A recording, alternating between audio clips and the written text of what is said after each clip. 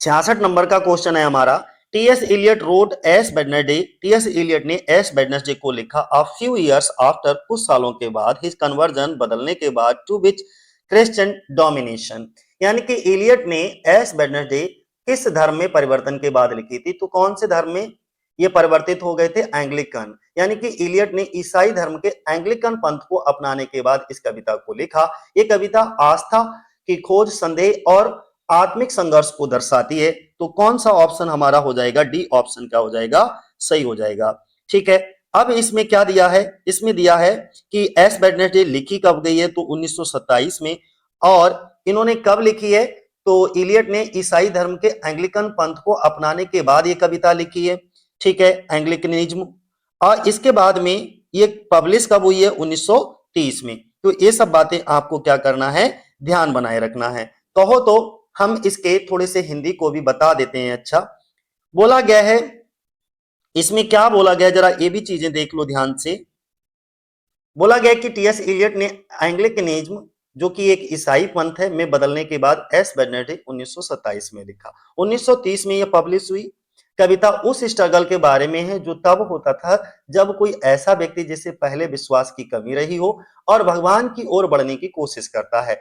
S Wednesday धार्मिक विश्वास की मुश्किलों के बारे में एक कविता है और अनिश्चितता के दौर में ये क्या है, एक पर्सनल सैल्वेशन है, यानी कि निजी मुक्ति से जुड़ी हुई ये कविता है। 67 नंबर का क्वेश्चन क्या है, इसमें बोला गया है कि in which of the following poems T S Eliot creates a mysterious landscape haunted by the female figure. नीचे दी गई किस कविता में टीएस इलियट ने महिला आकृतियों से भरा एक रहस्यमय नजारा दिखाया है, तो किसमें दिखाया है, जेरोन्सियन में दिखाया है, जेरोन्सन। ठीक है, सी ऑप्शन हमारा क्या हो जाएगा, सही हो जाएगा। जरा देख लो कि जेरोन्सन जो कविता है, इसी में रहस्यमय महिला आकृतियों का दृश्य मिलता है। यह कविता एक बूढ़े व्यक्ति का दृष्टिकोण है जो प्रथम विश्व युद्ध के बाद के यूरोप को दिखाता है और इसमें रहस्यमय स्त्री चित्रों का भी वर्णन मिलता है। ठीक है ना, तो आपका कौन सा हो जाएगा, वो जेरोन्सन हो जाएगा। अब जरा इसके एक्सप्लेनेशन में जाएं, तो बोला गया है कि जो जेरोन्सन है वो टीएस इलियट के द्वारा लिखी गई क्या है, एक कविता है। और टीएस इलियट ने महिला आकृतियों से भरा एक रहस्यमय नजारा दिखाया है इसके अंदर, यानी कि mysterious landscape haunted by a female figure.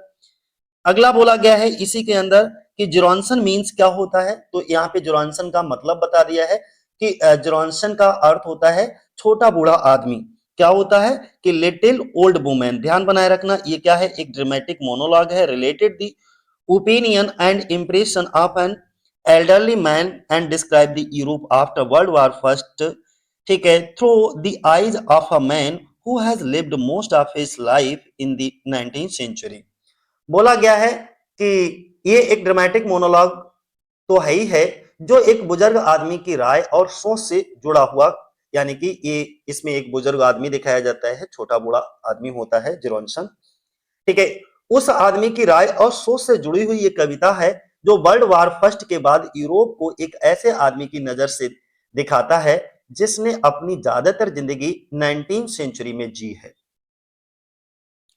68 number का क्वेश्चन देखो क्या है। 68 नंबर पे बोला गया है where was Eliot's the love song of J Alfred Prufrock first published. यानी कि इलियट का जो the love song of J Alfred Prufrock है सबसे पहले कहां पब्लिश हुआ था, तो सबसे पहले ये पोएट्री मैगजीन में पब्लिश हुआ था। ए ऑप्शन हमारा क्या हो जाएगा, सही हो जाएगा।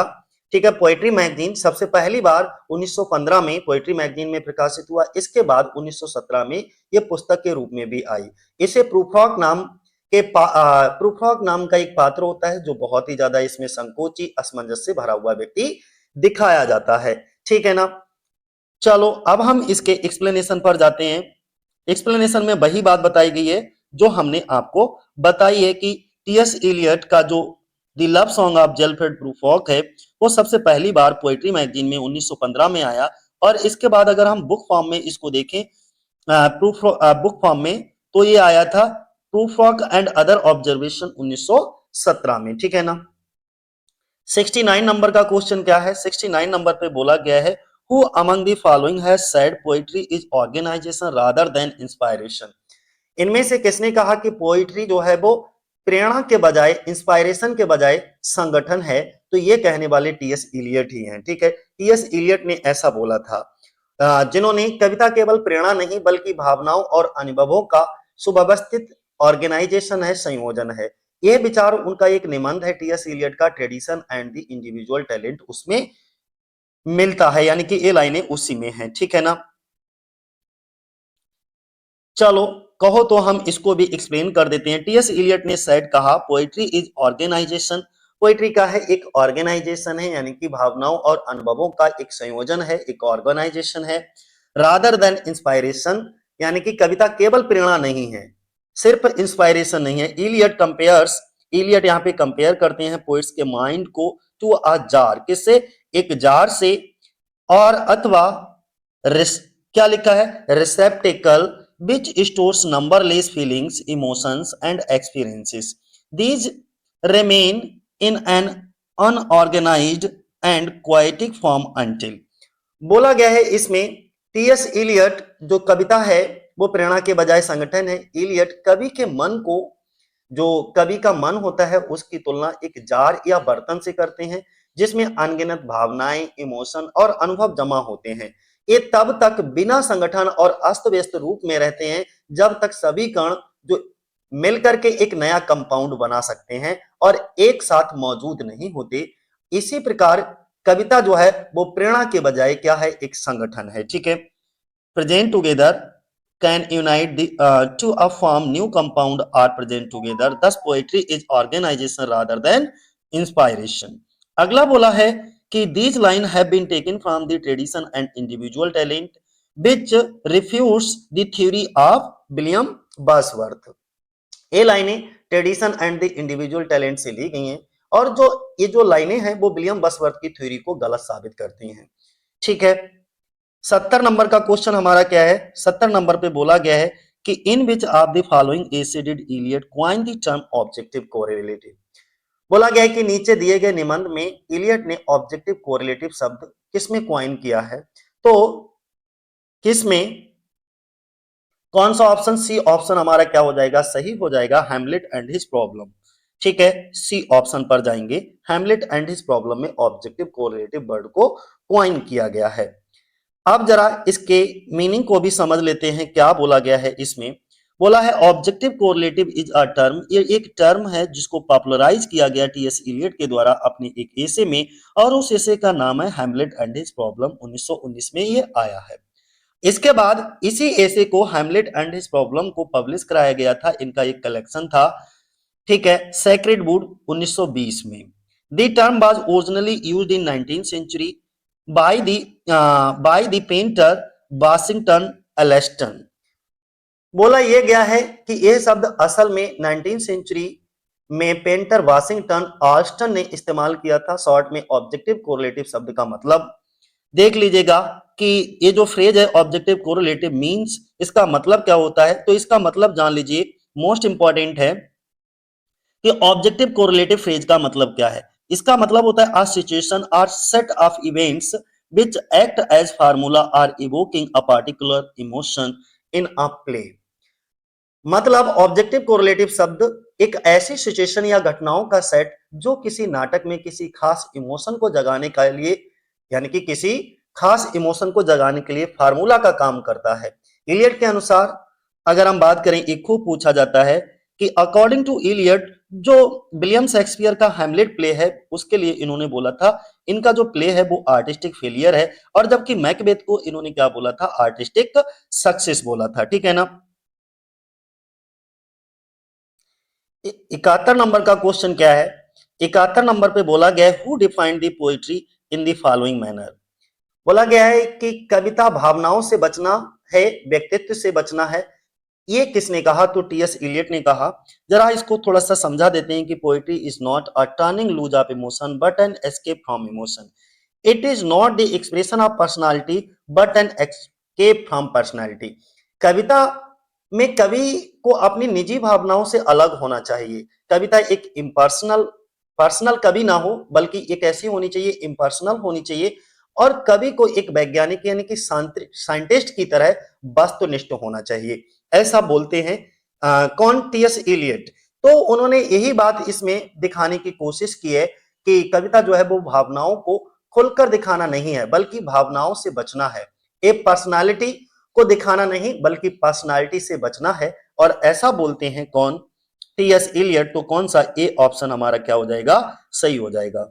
इसमें यही बात उन्होंने बोली है यहां पर कि ये जो अब डेफिनेशन है पोइट्री की, ये टीएस इलियट के द्वारा दी गई है। और कौन से ऐसे में दी है ये डेफिनेशन पोइट्री की? तो पोइट्री की डेफिनेशन ये दी है इन्होंने अपने एक निबंध tradition and the individual talent 1919 में। अकॉर्डिंग टू इलियट, अगर हम इलियट के अनुसार बात करें तो poet must consciously escape from personal experience, emotion and belief.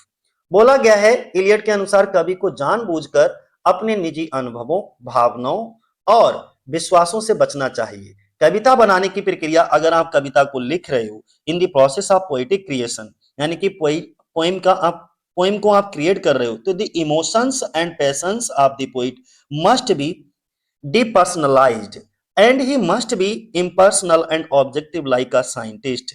There should be an extinction of the poet's personality. बोला गया है कि अगर आप कोई भी कविता को लिख रहे हो या कविता बनाने की प्रक्रिया में हो तो कवि की भावनाओं और जुनून को डीपर्सनलाइज किया जाना चाहिए और उसे एक साइंटिस्ट की तरह इम्पर्सनल और ऑब्जेक्टिव होना चाहिए।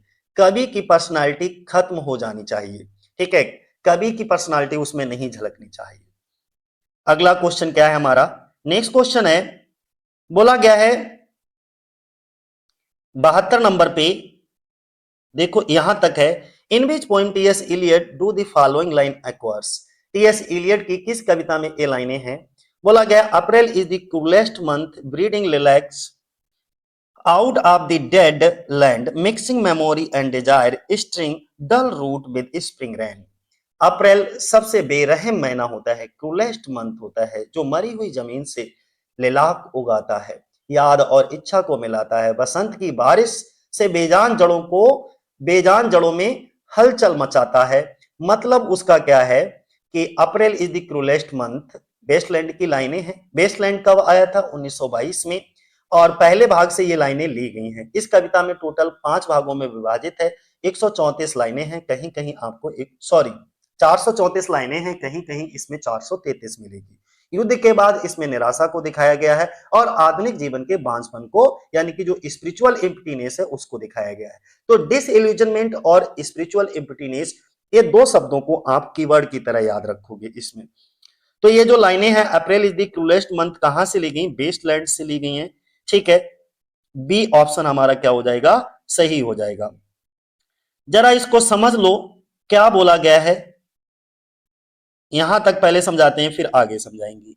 ये जो लाइनें हैं इनके फर्स्ट सेक्शन, जो पहला सेक्शन था उससे ली गई हैं, ठीक है। और पहला सेक्शन कौन सा था? The burial of the dead, ठीक है, उससे इन लाइनों को लिया गया है। अगला टीएस इलियट की पोएम द बेसलैंड, और ये कब आई है? 1922 में आई है।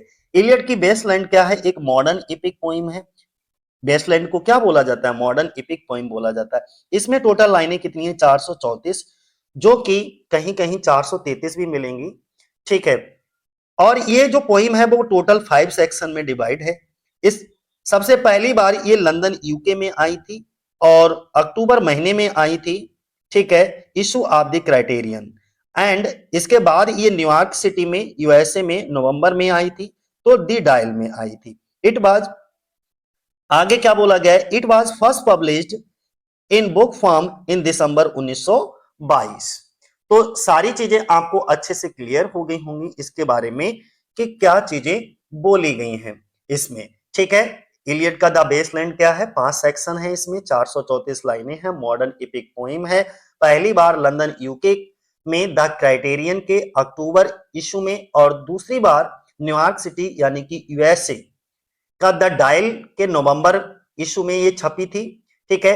और पहली बार दिसंबर 1922 में। तो अक्टूबर, नवंबर, दिसंबर ऐसे करके याद रख लोगे। अक्टूबर में आई थी क्राइटेरियन लंदन यूके, नवंबर में यूएसए द डायल, और दिसंबर में ये बुक फॉर्म के रूप में 1922 में पब्लिश हुई थी, ठीक है ना। अगला बोला गया है, इसी में ये भी बात समझाई गई है, ये जो पोइम है वो डेडिकेट की गई है एजरा पाउंड को। Main theme of the poem is disillusionment of the post war generation and sterility of the modern man. ये बात अभी अभी हम आपको बता रहे थे कि इसकी मुख्य थीम क्या है, युद्ध के बाद की निराशा है, डिसइल्यूजनमेंट है। डिसइल्यूजनमेंट का मतलब ही होता है युद्ध के बाद की निराशा, और स्पिरिचुअल इम्प्टीनेस का मतलब होता है कि आधुनिक जीवन की बांझपन, यानी कि अब कुछ भी आधुनिक जीवन में नहीं बचा था, सब कुछ तबाह हो गया था। 73 नंबर का क्वेश्चन क्या है, 73 नंबर पे बोला गया है कि fill in the blanks with the option giving below, यानी कि आपको फिल इन द ब्लैंक्स भरना है, कुछ ऑप्शन नीचे दे रखे हैं। क्या बोला गया, in his poetry Eliot made great use of, जो इलियट थे, टीएस इलियट थे, अपनी कविताओं में किस चीज का बहुत अच्छे से इस्तेमाल करते थे, तो ये किस चीज का, फ्री वर्स का बहुत अच्छे से इस्तेमाल करते थे। ए ऑप्शन हो जाएगा हमारा, कौन सा, ए ऑप्शन।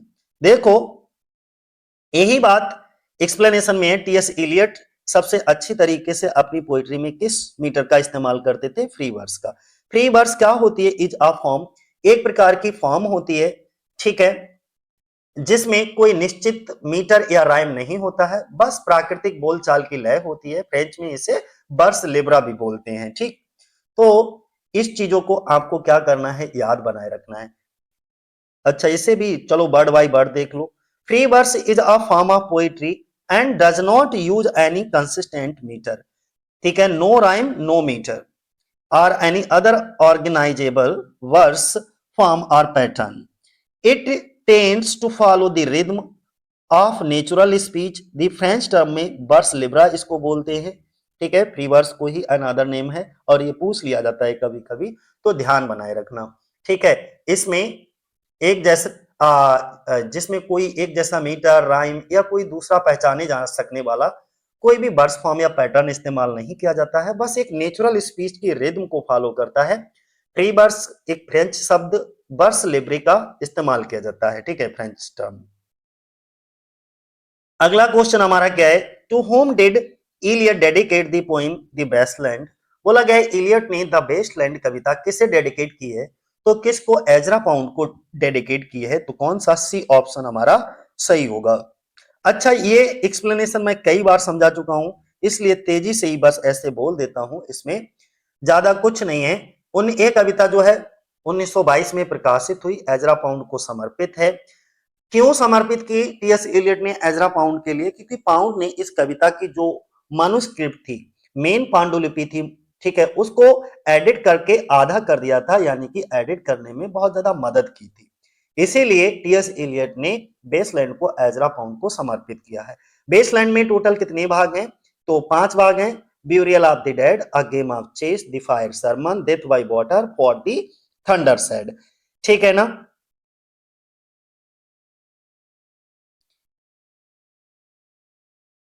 जो बात बोली वो आप यहाँ पर क्रम भी देख लेना, ये पांचों का क्रम दे रखा है, ठीक है। A game of chess, fire sermon, death by water, what the thunder said, ये concluding with an image of judgement. 75 number का क्वेश्चन इंपॉर्टेंट है, जरा देखो।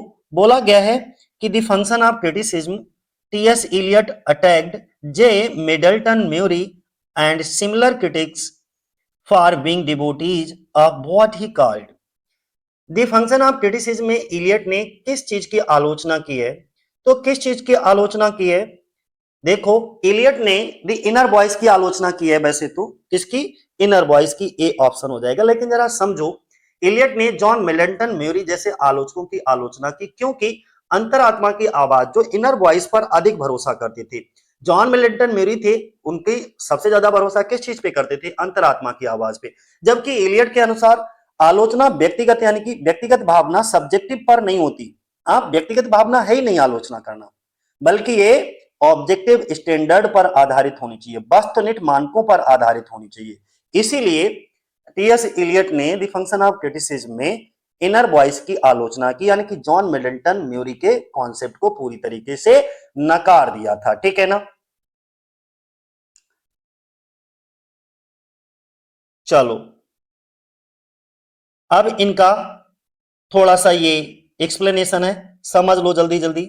बोला गया है in the function of criticism, में टीएस इलियट ने जॉन मिल्टन मेरी और ऐसे ही अन्य आलोचकों पर इस बात के लिए हमला किया कि उनके वे उनके भक्त थे जिन्होंने दी इनर वॉइस यानी कि अंतर आत्मा की आवाज कहा। फिर अगले पैराग्राफ में यही बात समझाई गई है। क्या समझाया गया? ही सा देम एज इंडिविजुअल हुज, उन्होंने उन्हें ऐसे व्यक्तियों के रूप में देखा जिनकी परंपरा और आलोचना के वस्तुनिष्ठ मानकों को स्वीकार करने की अनिच्छा ने उन्हें अपने व्यक्तिगत अंतर्ज्ञान और व्यक्तिपरक निर्णय पर अत्यधिक निर्भर रहने के लिए प्रेरित किया। फिर अगले स्टेंजा में इसको समझाया गया है external standard of literary taste, जो साहित्यिक अभिरुचि और औचित्य के बाहरी मानक समकालीन आलोचनात्मक बुद्धि को केवल भ्रष्ट ही कर सकते थे। इलियट के अनुसार यानी कि इलियट के विचार में इस बुद्धि को गुणवत्ता के वस्तुनिष्ठ मापदंडों की आवश्यकता थी, ना कि उस चीज के प्रति उत्साहपूर्ण प्रतिक्रिया की जो आलोचक को व्यक्तिगत आधार पर या किसी अन्य कारण से नहीं बल्कि दुखद लगती थी। ठीक है, तो ये तो आपको समझ आ गया होगा function of criticism. TS Eliot ने इसको पब्लिश कराया था। कब पब्लिश कराया था? यहां पर देखो, फंक्शन ऑफ क्रिटिसिज्म जो है वो टीएस इलियट द्वारा लिखा गया, जो कि 1923 में 1923 में पब्लिश कराया गया। मूल रूप से जॉन मिडल्टन म्यूरी के निबंध the romanticism and the tradition का एक जवाब है। ये निबंध tradition and the individual talent की बातों को फिर से दोहराता है। म्यूरी के अगर दृष्टिकोण को हम देखें, म्यूरी के दृष्टिकोण को अगर हम देखें तो इसमें क्या कहा गया है? म्यूरी के दृष्टिकोण का सीधे तौर पर इसमें विरोध किया गया है और साहित्यिक आलोचना के कार्य तथा एक अच्छे आलोचक की भूमिका का वर्णन किया गया है। तो हमने यही बात शॉर्ट में आपको बताई थी कि आलोचना व्यक्तिगत भावना पर नहीं बल्कि ऑब्जेक्टिव स्टैंडर्ड पर आधारित होनी चाहिए, और इसीलिए टीएस इलियट ने जॉन मिडल्टन जैसे आलोचकों की आलोचना की, क्योंकि वो किसको फॉलो करते थे? अंतरात्मा की आवाज यानी कि इनर वॉइस पर अधिक भरोसा करते थे। अगला क्वेश्चन क्या है हमारा? बोला गया है how does TS Eliot sum of the peculiar quality of Marvell's the Horatian ode. ये बोला गया है मार्वल की होरेशियन ओड की विशेषता इलियट ने कैसे बताई? तो कैसे करके बताइए? इसका बी ऑप्शन आपका हो जाएगा a of reasonableness beneath a slight lyric grace, यानी कि हल्की गीतात्मक सुंदरता के नीचे छिपी ठोस तार्किकता। यह बात इलियट ने एंड्रू मार्वल की कविता an Horatian ode upon Cromwell's return from Ireland के बारे में कही। मतलब यह है कि कविता ऊपर से सरल और सुंदर लगती है लेकिन भीतर गहरी तार्किक सोच छुपी होती है। यानी कि हर कविता का एक सरफेस मीनिंग होता है, छुपा हुआ मीनिंग होता है जो हम लोगों को समझना होता है। यही बात इन्होंने इतने बड़े एक्सप्लेनेशन में बोली है जो हमने आपको शॉर्ट में बता दी, तो इसलिए हम इसको नहीं पढ़ेंगे। 77 नंबर का क्वेश्चन है TS Eliot's concept of tradition is countered by Harold Bloom's. TS Eliot के ट्रेडिशन की अवधारणा का विरोध किसने किया था? तो anxiety of influence, Harold Bloom. ठीक है, anxiety of influence, Harold Bloom. जरा समझो, एंजाइटी ऑफ इन्फ्लुएंस यानी कि जो कि किसके? हेराल्ड ब्लूम के द्वारा। हेराल्ड ब्लूम के अनुसार हर कवि पुराने कवियों के प्रभाव से संघर्ष करता है। ऐसे ही उन्होंने प्रभाव की चिंता यानी कि एंजाइटी ऑफ इन्फ्लुएंस कहा। यह इलियट की परंपरा की अवधारणा से बिल्कुल अलग दृष्टिकोण रखता है। ठीक है, देखो यही बात एक्सप्लेनेशन में है और कुछ भी नहीं है। जो हमने बोली है कि हर कवि पुराने कवियों के प्रभाव से संघर्ष करता है, इसे ही उन्होंने एंजाइटी ऑफ इन्फ्लुएंस बोला, और इलियट की परंपरा की अवधारणा से बिल्कुल अलग दृष्टिकोण इनका रखता है। तो इलियट की जो ट्रेडिशन की अवधारणा का विरोध किसने किया था? हेराल्ड ब्लूम ने। ठीक है, हेराल्ड ब्लूम किसमें किया था? एंजाइटी ऑफ इन्फ्लुएंस में।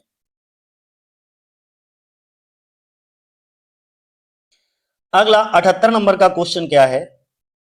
78 नंबर पे बोला गया है the business of the poet is not to find new emotions but to use the ordinary ones and in working term into poetry to express feelings which are not in actual emotion at all. TS Eliot says this which of his text.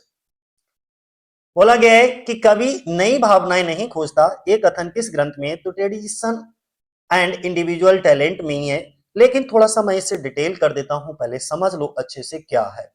कवि का काम नई भावनाओं को खोजना नहीं, बल्कि साधारण भावनाओं का उपयोग करना है और उन्हें कविता में ढालते हुए ऐसी भावनाओं को व्यक्त करना है जो वास्तव में उन मूल भावनाओं में मौजूद ही नहीं थी। टी.एस. इलियट यह बात अपने किस वर्क में कहते हैं?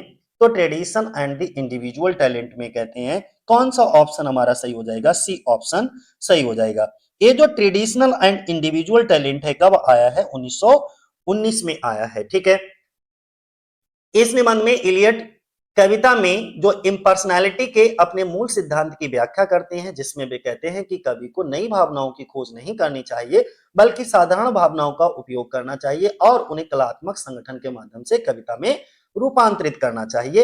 यही बात उन्होंने बोली थी। ठीक है, अगला 79 नंबर पे देखो कौन सा है।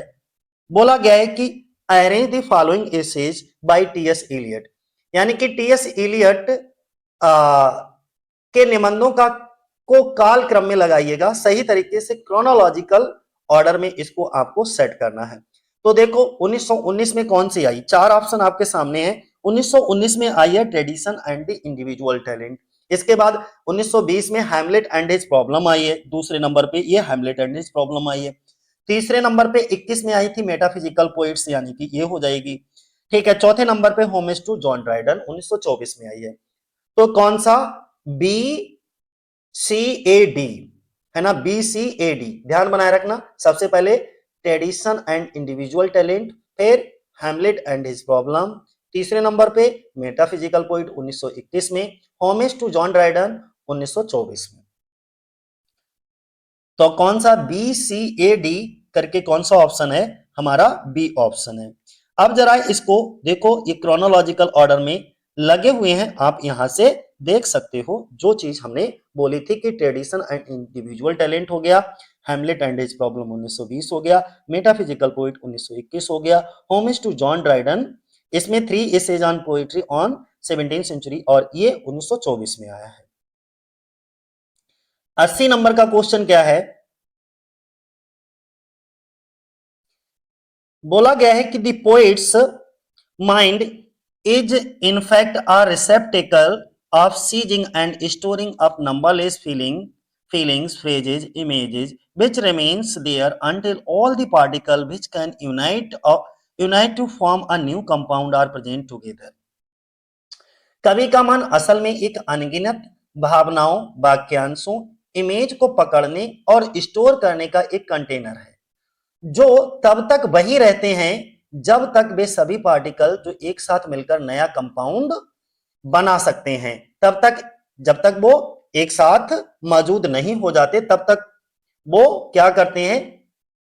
एक साथ मिलकर के एक नया कंपाउंड बना लेते हैं, ये सभी पार्टिकल मिलकर के।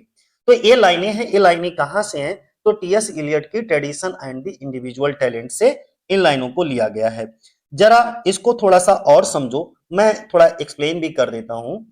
जैसे इस लाइनों में ये कहने का प्रयास किया गया है कि कवि का जो मन होता है ना, वो एक कंटेनर की तरह होता है, एक भंडार है। जैसे हम लोगों के मन में बहुत सारे अनगिनत विचार हैं, वैसे जिसमें बहुत सारी भावनाएं होती हैं, बहुत सारे विचार, बहुत सारी इमेजेस इकट्ठी होती हैं मन के अंदर। तो वो एक कंटेनर ही माना है टी.एस. इलियट ने, एक भंडार मान लिया मन को, एक ऐसा बर्तन जिसमें बहुत सारी चीजों को भर दिया है। सही समय पर मिलकर नई रचना यानी कि पोइट्री बनाते हैं। और जब मन के अंदर बहुत सारे विचार, भावनाएं, इमेज इकट्ठा हो जाती हैं, तो जैसे ही सही समय आता है तो मिलकर के एक नई पोइट्री ये बनाते हैं। ये टीलियस की इम्पर्सनैलिटी थ्योरी को समझाता है। ठीक है, आगे ये सब चीजें वही हैं जो हमने आपको बताया है, तो इसलिए बार बार इसको रिपीट करने से कोई मतलब नहीं बनता। 81 नंबर का क्वेश्चन क्या है? Levis' new bearings in English poetry and revolution show the strong influence of which poet on the writer. बोला गया है 51 नंबर 81 नंबर पे कि लेविस के new bearings in English poetry and revolution के लेखक पर किस कवि का गहरा असर दिखता है? तो कौन से कवि का गहरा असर दिखता है? टी.एस. इलियट का। हम थोड़ा और इसे कहें, एफ.आर. लेविस की रचनाओं पर किसका बहुत ज्यादा प्रभाव है, ऐसे समझ लो। जो एफ.आर. लेविस अपनी जितनी भी वर्क लिखा करते थे या जो भी रचनाओं की रचना करते थे, उन पर सबसे ज्यादा प्रभाव किसका देखने को मिलता था? टीएस इलियट का। तो कौन सा ऑप्शन हमारा सही हो जाएगा? बी ऑप्शन हमारा सही हो जाएगा, क्योंकि एफआर लेविस पर इलियट का गहरा प्रभाव था, खास तक new bearing in English poetry और रेवोल्यूशन, यानी कि दो जो रचनाएं इनकी थी उन पर बहुत ज्यादा गहरा प्रभाव देखने को मिला था। पहला क्या था? New bearing of English poetry और revaluation, tradition and development in English poetry. उन्होंने 17वीं से लेकर के 20वीं सदी तक की कविता को इलियट के दृष्टिकोण से पुनः मूल्यांकित किया था। ये बात इन्होंने यहां पर बोली है। ठीक। 82 नंबर का क्वेश्चन क्या है? 82 नंबर पे बोला गया है कि which critic was of the opinion that the greatness of literature can not be judged solely by literary standard, though we must remember that whether it is literature or not can be determined only by literary standard। देखो क्या बोला गया है इसमें, साहित्य की महानता पर कोई विचार प्रस्तुत किया गया है टीएस इलियट के द्वारा कि साहित्य की महानता केवल साहित्यिक मानकों में, जो साहित्यिक स्टैंडर्ड होते हैं, हमारे लिटरेरी स्टैंडर्ड होते हैं, उनसे तय नहीं होती, लेकिन यह तय करना कि कुछ साहित्य है या नहीं, ये साहित्यिक मानकों से ही होता है, यानी कि जो लिटरेरी स्टैंडर्ड होते हैं उन्हीं के द्वारा उनको तय किया जाता है। अर्थात हम एकदम इसी की लैंग्वेज में, अगर क्वेश्चन की लैंग्वेज में आपको समझाएं तो किस क्रिटिक की राय थी कि साहित्य की महानता को सिर्फ साहित्यिक स्टैंडर्ड से नहीं आंका जा सकता, हालांकि हमें ये याद रखना चाहिए कि ये साहित्य है या नहीं, ये सिर्फ साहित्यिक स्टैंडर्ड ही तय किया जा सकता है, से ही तय किया जा सकता है, ये मान करके चलिएगा। तो ये टीएस इलियट बोलते हैं। ठीक है, तो कौन सा ऑप्शन हमारा सही हो जाएगा? बी ऑप्शन सही हो जाएगा। अब जरा इसके एक्सप्लेनेशन को देख लो। एक्सप्लेनेशन में भी वही बात बोली गई है, कुछ नया नहीं बोला गया है कि साहित्य की महानता को सिर्फ साहित्यिक स्टैंडर्ड से नहीं आंका जा सकता, हालांकि हमें यह भी याद रखना चाहिए कि ये साहित्य है या नहीं, ये सिर्फ साहित्यिक स्टैंडर्ड से ही तय किया जा सकता है। 83 नंबर का क्वेश्चन क्या है हमारा? 83 नंबर पे बोला गया है कि TS which poem by TS Eliot present the thought of an old man in a dry month. TS Eliot की कौन सी कविता एक ड्राई मंथ में एक बूढ़े आदमी के विचार दिखाती है? तो वो कौन सी है? आपकी सी हो जाएगा, यानी कि जेरोनसन जो पोइम है उसमें ये विचार जो हैं वो दिखाए गए हैं। ठीक है, एक सूखे महीने में बूढ़े आदमी, ये कविता किसमें है? तो जेरोनसन में है। जेरोनसन एक छोटा ग्रीक में एक छोटे बूढ़े आदमी को बोला जाता है। ये एक ड्रामेटिक मोनोलॉग है। इसमें एक बूढ़े व्यक्ति के विचारों के माध्यम से युद्ध के बाद के यूरोप की स्थिति को दिखाया गया है। ठीक है, अगला यही बात बोली गई है और कुछ नहीं बोला है, जो हिंदी में मैंने बोला है। 84 नंबर पे क्या बोला गया है? 84 नंबर पे बोला गया है कि जॉन लॉक के संरक्षक कौन थे? Was the pattern of John Locke. तो जॉन लॉक के संरक्षक कौन थे? Anthony Astley Cooper. ठीक है, इनका नाम ध्यान बनाए रखना, इनका नाम ध्यान बनाए रखना। ए ऑप्शन हो जाएगा। एंथनी एस्ले कूपर सेफ्ट्सबरी के पहले अर्ल थे, the first earl of Shaftesbury. Most important है, 2-3 बार रिपीट कर लो, अच्छे से आ जाएगा। इसके एक्सप्लेनेशन में क्या दिया है? इसके एक्सप्लेनेशन में दिया है कि सेफ्ट्सबरी जो फर्स्ट अर्ल ऑफ सेफ्ट्सबरी थे was the pattern of John Locke. तो यही पूछा है कि जॉन लॉक के संरक्षक कौन थे, तो तुरंत आप नाम दे देना है, अर्ल ऑफ सेफ्ट्सबरी थे। ठीक है, वह इंग्लैंड के चार्ल्स सेकंड के राज में एक जाने माने इंग्लिश पॉलिटिशियन थे और बिग पार्टी के फाउंडर्स में से एक माने जाते हैं इनको। 85 नंबर का क्वेश्चन क्या है? बोला गया है कि he who was living is now dead, we who are living are now dying with a little patience. TS Eliot ने ये लाइनें बेसलैंड में बोली हैं, जो जी रहा था वह अब मर गया है, हम जो जी रहे हैं अब मर रहे हैं, थोड़े सब्र के साथ। टीएस इलियट ने ये लाइनें कहाँ बोली हैं? बेसलैंड में। और किसके लिए बोली हैं? तो ये ही हु यानी कि किसके लिए? तो जेसस क्राइस्ट। सी ऑप्शन हो जाएगा हमारा, जेसस क्राइस्ट। जो जी रहा था वह अब मर गया है ना। और जो जी रहा है वो अब मर रहा है, लेकिन थोड़ा धीरे धीरे। ये संकेत करती, ये जो लाइनें हैं ना, वो संकेत करती हैं क्राइस्ट की मृत्यु और उनके पुनरुत्थान की। यानी कि आधुनिक मनुष्य की स्थिति को भी इसमें बताया गया है। आध्यात्मिक रूप से जीवित होते हुए भी अंदर से लोग क्या हैं, मृत हो चुके हैं। अगला क्वेश्चन है हमारा 86 नंबर का, देखो, जिसमें बोला गया TS Eliot's murder in cathedral draw on an eye witness, क्या लिखा, eye witness to the event a clerk name. अब आपको यहां पर एक चीज बतानी है कि टीएस इलियट का एक वर्क है murder in cathedral, poetic drama है। ये घटना में एक चश्मदीद गवाह एक क्लर्क पर आधारित है जिसका नाम था, उसका नाम बताना है आपको, क्या नाम था। तो एडवर्ड ग्रिम, क्या नाम था, एडवर्ड ग्रिम, यानी कि सी ऑप्शन। एडवर्ड ग्रिम एक क्लर्क थे जो 1170 में थॉमस बेकेट की हत्या के चश्मदीद गवाह थे। ठीक है, एडवर्ड ग्रिम। देखो एक्सप्लेनेशन में यही बात तो बोली गई है। ये क्या थे, एक क्लर्क थे और 1170 में थॉमस बकेट की जब हत्या हुई थी तो उसके चश्मदीद गवाह थे। टीएस इलियट ने मर्डर इन कैथेड्रल नाटक लिखते समय ग्रिम की कहानी को एक सोर्स के तौर पर इस्तेमाल किया था। अगला 87 नंबर का देखो क्वेश्चन क्या है। 87 नंबर पे, I had seen worth and death but had thought they were different, there worth was hard and bitter agony for us like death our death, the above mentioned line are taken from। ये ऊपर की लाइनें जो हैं वो कहां से ली गई हैं, तो जर्नी ऑफ द मैगी से ली गई हैं, मोस्ट इंपॉर्टेंट है। जरा हम इसको एक्सप्लेन कर देते हैं। बोला गया है इसमें कि मैंने जन्म और मृत्यु देखी थी, लेकिन सोचा था कि वे अलग हैं। उनका जन्म हमारे लिए एक कठिन और कड़वी पीड़ा थी, जैसे मृत्यु हमारी मृत्यु। अब इसको किस तरीके से बोला गया है, पहली लाइन में बोला है कि I had seen birth and death, मैंने जन्म और मृत्यु देखी थी। यहां जो वक्ता है, स्पीकर है मैगी, मैगी में से एक होगा, कह रहा है, जो यात्री थे विद्वान लोग, ठीक है, वो कह रहे हैं कि उसने क्राइस्ट का जन्म यानी कि जीसस क्राइस्ट का जन्म देखा है और साथ ही उनकी मृत्यु का भी अनुभव किया है। यहाँ जन्म कोई साधारण घटना नहीं है, इसमें मृत्यु का संकेत भी छिपा हुआ है, लेकिन सोचा था वे अलग हैं उनका जन्म। पहले मैगी सोचते थे विद्वान लोग कि जन्म और मृत्यु दोनों अलग चीजें हैं, लेकिन क्राइस्ट का जन्म उन्हें एहसास कराता है ये सिर्फ जन्म नहीं बल्कि एक बड़े बदलाव, स्पिरिचुअल ट्रांसफॉर्मेशन की शुरुआत है। यानी कि जब जन्म हुआ तो उसकी मृत्यु भी होगी। हमारे लिए एक कठिन और कड़वी पीड़ा थी, यानी कि क्राइस्ट का जन्म मैगी के लिए खुशी लाता है, बल्कि कष्ट यानी कि पेन और अंतरात्मा, आंतरिक संघर्ष, इनर कॉन्फ्लिक्ट। क्यों? क्योंकि यह उनके पुराने विश्वासों को तोड़ देता है। जैसे मृत्यु हमारी मृत्यु, ये हमारी मृत्यु का मतलब है पुरानी सोच, पुरानी पहचान या पुराने धर्म का अंत होगा।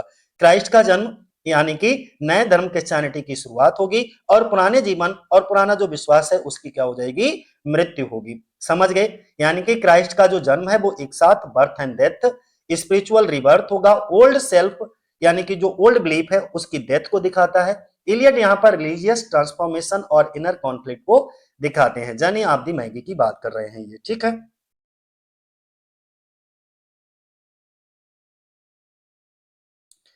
88 नंबर पे क्या बोला गया है, 88 नंबर पे बोला गया है April is the cruellest month which road this line.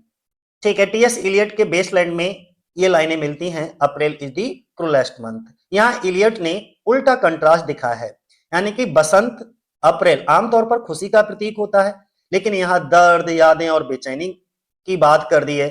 ठीक है, तो थोड़ा उल्टा बोल दिया है, April is the cruellest month. TS Eliot B option हो जाएगा। जरा इसको देख लो, ये जो लाइनें हैं वो कहां से ली गई हैं, the burial of the dead से ली गई हैं, बेसलैंड की। और इसको किसके द्वारा लिखा गया है, बेसलैंड को टीएस इलियट के द्वारा इसको लिखा गया है। ठीक, अगला टीएस इलियट के बारे में थोड़ा दे रखा है। टीएस इलियट का जो जन्म है वो 26 सितंबर 1888 को और इनकी मृत्यु 4 जनवरी 1965 को हो गई थी। ये एक पोइट थे, एक निबंधकार थे, एक प्लेराइट, नाटककार थे और साहित्यिक क्रिटिक थे।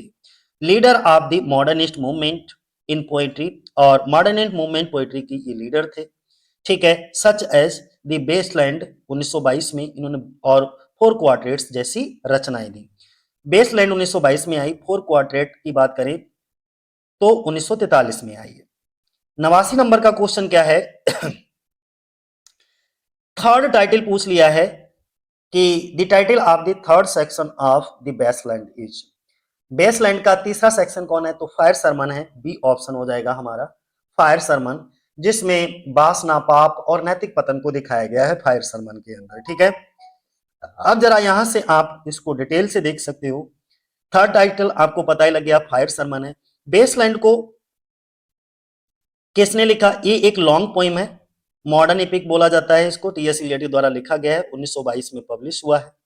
ठीक है, सबसे पहले ये क्राइटेरियन में आई, इसके बाद दी डायल में आई और इसको डेडिकेट किया गया एजरा पाउंड को। इसमें 5 सेक्शन कौन कौन से हैं, ब्यूरियल ऑफ द डेड है, गेम ऑफ चेस है, फायर सरमन है, डेथ बाय वाटर है, बॉडी थंडर सेड है। अब 90 नंबर पे देखो क्या कहा गया है, which of the following poem of TS Eliot is based on the legend of the fisher king, fisher king की कहानी पर आधारित कविता कौन सी है, तो दी वेस्टलैंड ही है। ठीक है, दी वेस्टलैंड, डी ऑप्शन हो जाएगा हमारा। अब जरा इसको समझ लो यहां से, इसमें fisher king, grail legend, spiritual dryness, ये सब मिलकर मॉडर्न लाइफ की बैरननेस यानी कि उसकी बंजरता को दिखाते हैं। कौन, फिशर किंग, ग्रायल लीजेंड और स्पिरिचुअल ड्राइनेस। चलो जरा एक बार को अच्छा देख ही लो इसको, इसमें बोला क्या गया है, एक्सप्लेनेशन में बताया क्या गया है, जरा समझना। बोला गया है ये जो बेसलैंड है वो एक लॉन्ग पोइम है यानी कि मॉडर्न एपिक है, ये किसके द्वारा, टीएस इलियट के द्वारा लिखा गया है। और इस बेसलैंड यानी कि टीएस इलियट में ने इसमें से ये कह सकते हैं टीएस इलियट की इनमें से कौन सी कविता फिशर किंग की कहानी पर आधारित है, तो फिशर किंग बेसलैंड में आते हैं। तो इनके अलावा, फिशर किंग के अलावा और कौन कौन आता है वो भी समझ लो।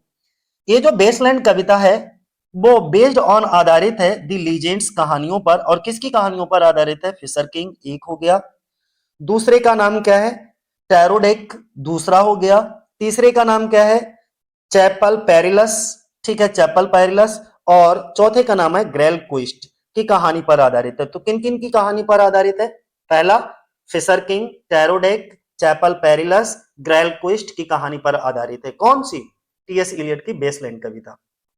ठीक है, अगला इसमें क्या कहा गया है, ये पोइम पब्लिश हुई है 1922 में, सबसे पहले क्राइटेरियन में आई, इसके बाद डायल में आई, डेडिकेट की गई एजरा पाउंड को। 433 या 434 लाइनें हैं इसमें, और इसमें टोटल 5 सेक्शन है। ठीक है, आगे, और इस पोइम की ओपनिंग लाइन है, April is the cruellest month. 91 number का क्वेश्चन है, murder in cathedral is a, जो मर्डर इन कैथेड्रल है वो क्या है, एक तो वो एक मिराकल प्ले है, मिराकल प्ले है murder in cathedral, D option हो जाएगा हमारा। अब इसमें एक्सप्लेनेशन में क्या बोला गया है, यही बात बोली गई है कि मर्डर इन कैथेड्रल जो है वो क्या है, एक मिराकल प्ले है, टीएस इलियट द्वारा लिखा गया है, deals with the martyrdom of Thomas Becket, और इसमें थॉमस बेकेट की शहादत से ये जुड़ा हुआ नाटक है। मिराकल प्ले आम लोग की जिंदगी में संतों के, अगर हम मिराकल प्ले कैसे कहते हैं, are the plays based on miraculous interventions by saints in the lives of ordinary people. It is a modern miracle play on the martyrdom of Sant Thomas Becket. Miracle play आम लोगों की जिंदगी में संतों के चमत्कारी दखल पर आधारित नाटक होते हैं। ये जो नाटक है वो संत थॉमस बेकेट की शहादत पर एक मॉडर्न मिराकल प्ले है। 92 नंबर का क्वेश्चन क्या है, 92 नंबर पे बोला गया है, when was murder in cathedral first performed in theatre, murder in cathedral पहली बार थिएटर में कब दिखाया गया था, तो ये 1935 में दिखाया गया था, बी ऑप्शन हमारा सही हो जाएगा। जरा इसको समझो, इसमें क्या बोला गया है, यही बात बोली गई है कि मर्डर इन कैथेड्रल पहली बार थिएटर में 1935 में दिखाया गया था। ये 1170 में इंग्लैंड के हेनरी सेकंड के शासनकाल के दौरान कैंटरबरी कैथेड्रल में थॉमस बेकेट की हत्या पर आधारित है। यह नाटक शहादत की थीम पर आधारित है, ये भी ध्यान बनाए रखना।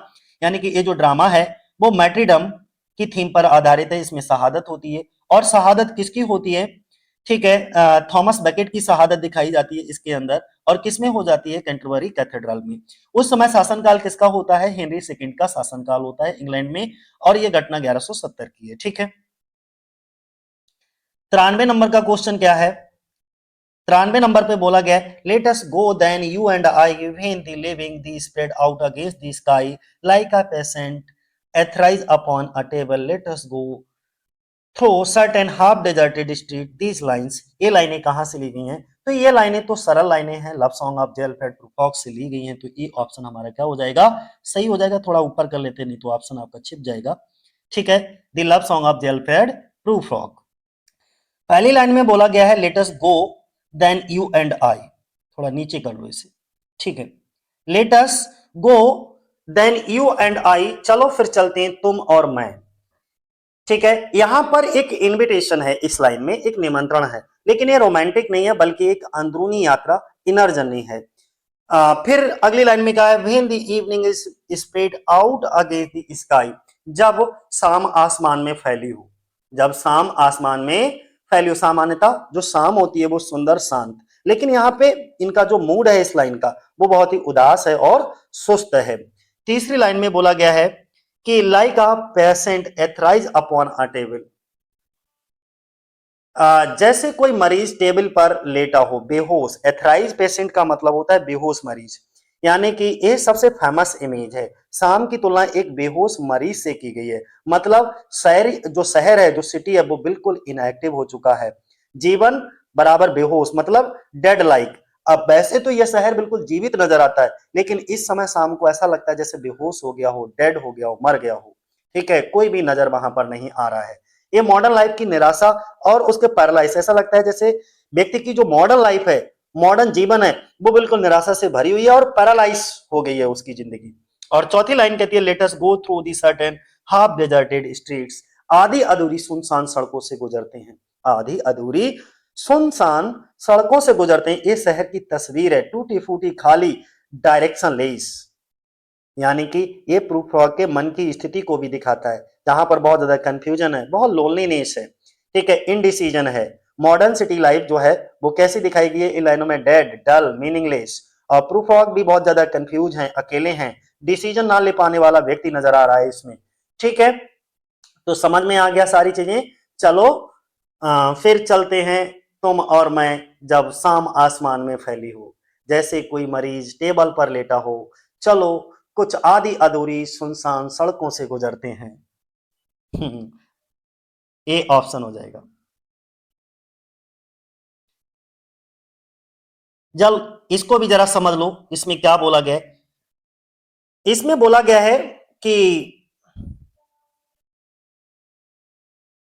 ये जो ओरिजिनल कविता थी, उस ओरिजिनल कविता का एक सब टाइटल दिया है यहां पर, जो कि तुम्हारे नोट कराना है। सब टाइटल था इसका, और सब टाइटल दिया है प्रूफॉक अमंग द लेडीज। क्या था? प्रूफॉक अमंग द लेडीज, ये। और later the title was change, इसके बाद इसके टाइटल को क्या कर दिया गया? चेंज कर दिया गया था। ठीक है, बाद में टाइटल बदल करके मौजूदा टाइटल कर दिया गया, जो रुडयार्ड किपलिंग की कविता the love song of Har Dyal से प्रेरित है। ये तो बहुत इंपॉर्टेंट इंफॉर्मेशन है यहां पर। The love song of J Alfred प्रूफॉक जो है रुडयार्ड किपलिंग की poem the love song of Har Dyal से ली गया है ये टाइटल। ठीक है, ध्यान बनाए रखना। यहाँ शाम को एक मरीज टेबल पर लेटा हुआ बताया गया है, प्रूफॉक आज के आदमी को दिखाता है। ठीक है, इसलिए ए ऑप्शन हमारा सही हो जाएगा। 94 नंबर का क्वेश्चन क्या है? 94 नंबर पे बोला गया, टी एस इलियट ने अपनी मास्टरपीस द बेस्ट लैंड किसको समर्पित किया है, किसको डेडिकेट किया है इस मास्टरपीस को? तो कई बार रिपीटेड क्वेश्चन है, एजरा पाउंड को डेडिकेट किया है। ठीक है, और एजरा पाउंड को टीएस इलियट ने क्या कहा था? इल मिगलियर फेब्रो बोला था, द बेटर क्राफ्ट्समैन। इसके बाद इसमें थोड़ा सा और बताया गया है इस पोइम के अंदर, युद्ध के बाद की बेकार की भावना को बयान के तौर पर इस कविता की तेजी से तारीफ हुई। आइए रिचार्ड्स ने इसकी गंभीरता से तारीफ की, मन की एक ऐसी हालत का एकदम सही इमोशनल ब्यौरा जो शायद सभी ध्यान करने वाले लोगों के लिए कुछ समय के लिए जरूरी है, ऐसा बोला था आइए रिचार्ड्स ने बेसलैंड के बारे में। 95 नंबर का क्वेश्चन है, April is the cruellest month appear in T S Eliot's poem. अप्रैल सबसे क्रूर महीना है टीएस इलियट की कौन सी कविता में है? तो द बेस्टलैंड में है। सी ऑप्शन हो जाएगा हमारा, सी ऑप्शन। अब यहाँ पे सब कुछ बेसलाइन के बारे में ही है बार बार, तो चलो लेकिन फिर भी तेजी से बोल देते हैं हम। क्या है ये जो लाइनें हैं, अप्रैल इज द क्रूलेस्ट मंथ, कहाँ आती हैं? बेसलैंड में आती हैं। टीएस इलियट की जो बेसलैंड है वो एक मॉडर्न एपिक पोइम है, 434 या 433 लाइनें हैं, फ्री वर्स में इसको लिखा गया है। सबसे पहली बार क्राइटेरियन यूके में पब्लिश हुआ था, ठीक है। इसके बाद दी डायल में पब्लिश हुआ और 1922 में इसको बुक के फॉर्म के रूप में दिसंबर में पब्लिश कराया गया था, ठीक है। समझ में आया? क्या बोला गया है कि पहली बार 1922 में द क्राइटेरियन यूके में, और फिर उसी साल द डायल यूएसए नवंबर में पब्लिश हुई थी, और दिसंबर 1922 में बुक फॉर्म के रूप में पब्लिश हुई।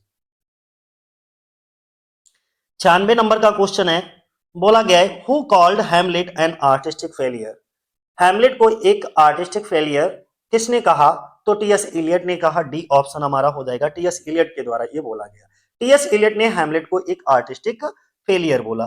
क्या बोला? एक आर्टिस्टिक फेलियर बोल दिया। क्यों बोल दिया आर्टिस्टिक फेलियर? इलियट के अनुसार शेक्सपियर के जो हैमलेट की भावनाओं के लिए एक ऑब्जेक्टिव कोरिलेटिव खोजने में फेल रहे। बेटे पर मां के गिल्ट का असर सेंट्रल थीम होना चाहिए था, लेकिन इसे ठीक से एक्सप्रेस नहीं किया गया था, इसलिए एलियट ने नाटक को एक आर्टिस्टिक फेलियर बताया। 97 नंबर का क्वेश्चन है, April is the cruellest month. अगर फिर से वही आ गया, बेसलैंड में है ये, ए ऑप्शन हो जाएगा। अगला क्वेश्चन हमारा क्या है 98 नंबर पे, बोला गया है कि who reduce the length of the wasteland, ठीक है, drastically and brought it to the present stage. बोला गया है कि द बेसलाइन की लंबाई को किसने बहुत कम किया, बल्कि आधा कर दिया, इसे आज के स्टेज तक लाया। तो वो एजरा पाउंड थे, जिन्होंने टीएस इलियट की जो बेसलाइन थी उसको एडिट करने में बहुत ज्यादा मदद की, और इसीलिए इलियट ने अपने इस वर्क को एजरा पाउंड को ही डेडिकेट किया, ठीक है। ये इसका रहा एक्सप्लेनेशन। द बेसलाइन असल में फाइनल वर्जन से पहले लगभग 2 गुना लंबा था। एजरा पाउंड ने बड़े बड़े कट लगाए, इसमें एडिटिंग का सुझाव दिया, जिससे ये कविता बहुत छोटी हो गई और यह अपने मौजूदा रूप में आ गई, जिसमें अभी भी 433 या 434 लाइनें हैं। एक लाइन गलत हो गई थी जिसको वो कट करना भूल गए थे, तो इसलिए काउंटिंग में 434 को कहीं कहीं 433, ठीक है। अगला, the fourth part of the wasteland in title. The wasteland के चौथे भाग का टाइटल आपको बताना है। बेसलैंड का फोर्थ तो कौन सा हो जाएगा? D option, death by water, इसका फोर्थ टाइटल है, ठीक है, डेथ बाय वाटर। और अंतिम कौन सा है? बॉट द थंडर साइड, पहला the burial of the dead, ठीक है। तो बेसलैंड के टोटल कितने? 5 भाग हैं, और ये पांचों भाग आपके यहां पर लिखे हुए हैं। सबसे पहला भाग कौन सा है? ब्यूरियल ऑफ द डेड है। दूसरा हमारा अ गेम ऑफ चेस है। तीसरा फायर सरमन है। चौथा डेथ बाय वाटर है। बॉट द थंडर साइड, ये पांचवा है। 100 नंबर का क्वेश्चन है, बोला गया in which year the poem Gerontion publish. सरल सा क्वेश्चन फैक्चुअल पूछ लिया है कि जो इनकी पोएम कविता जेरॉनसन है, कहीं कहीं इसको गेरॉनसन बोलते हैं, लेकिन जेरॉनसन है, वो किस साल पब्लिश हुई थी? तो 1920 में इसको पब्लिश कराया गया था। ध्यान बनाए रखना 1920, यानी कि बी ऑप्शन हमारा क्या हो जाएगा? सही हो जाएगा। कौन सा? B option. अब जरा इसको समझ भी लो, क्योंकि 1920 में पब्लिश हुई। इसमें टोटल इस कविता में 8 स्टेंजा हैं। कितने स्टेंजा हैं? इस पोएम के अंदर 8 स्टेंजा हैं, और इसको फ्री वर्स में इसे लिखा गया है। ड्रामेटिक मोनोलॉग है ये, ठीक है। तो सारी चीजें आपको समझ आ गई होंगी। ये 8 स्टेंजा की कविता है जो फ्री वर्स में लिखी गई है, और इसे एक ड्रामेटिक मोनोलॉग माना जाता है। 101 नंबर पे अगर हम बात करें, तो 101 नंबर पे which of the following is not a section of wasteland, यानी कि इनमें से कौन सा द बेसलैंड का सेक्शन नहीं है, क्योंकि 5 सेक्शन थे, तो पांचों में से कौन सा बेसलैंड का? डेथ बाय वाटर है, ये ऑप्शन हो जाएगा, ठीक है। और कौन सा नहीं है हमें तो ये बताना है। डेथ बाय वाटर भी है, फायर सरमन में ये बॉट द थंडर है, गेम ऑफ चेस है, ना कि गेम ऑफ थ्रोन्स। तो डी ऑप्शन हमारा गलत है, ठीक है। गेम ऑफ थ्रोन्स नहीं है, बल्कि गेम ऑफ चेस करके है। इसका ये एक्सप्लेनेशन है, ठीक है। पूरे 5 सेक्शन है, और 1922 में इसको पब्लिश कराया गया। 102 नंबर का क्वेश्चन है, tradition and individual talent was published in. Tradition and individual talent जो है वो कब पब्लिश हुई है? तो कब पब्लिश हुई है? डी द इगोइस्ट में ट्रेडिशन एंड इंडिविजुअल टैलेंट किस में पब्लिश हुई है? तो द इगोइस्ट में। डी ऑप्शन हमारा क्या हो जाएगा? सही हो जाएगा। ये भी एक पत्रिका का नाम है, ध्यान बनाए रखना। यहां से भी आप इसको पढ़ सकते हो। Tradition and the individual talent सबसे पहले द इगोइस्ट 1919 में पब्लिश हुई और बाद में इसे इलियट की पहली क्रिटिसिज्म बुक आई थी जिसका नाम था द सेक्रेड वुड, उसमें भी इसको शामिल किया गया था। 103 नंबर का क्वेश्चन है जिसमें बोला गया है कि in which poem of T S. Eliot do these line appear? वो लाइनें कौन सी हैं हमारी? I have heard the mermaid singing each to each, I don't think that they will sing to me. बोला गया टी.एस. इलियट की किस कविता की ये लाइनें हैं? मैंने जल परियों को एक दूसरे के लिए गाते सुना है, मुझे नहीं लगता कि वे मेरे लिए गाएंगी। ये लाइनें कहां की हैं? The love song of J Alfred Prufrock की हैं। बी ऑप्शन हो जाएगा हमारा। अब जरा इसका एक्सप्लेनेशन देख लो, इसमें क्या कहा गया है? मैंने जल परियों को एक दूसरे के लिए गाते सुना है, मुझे नहीं लगता कि वे मेरे लिए गाएंगी।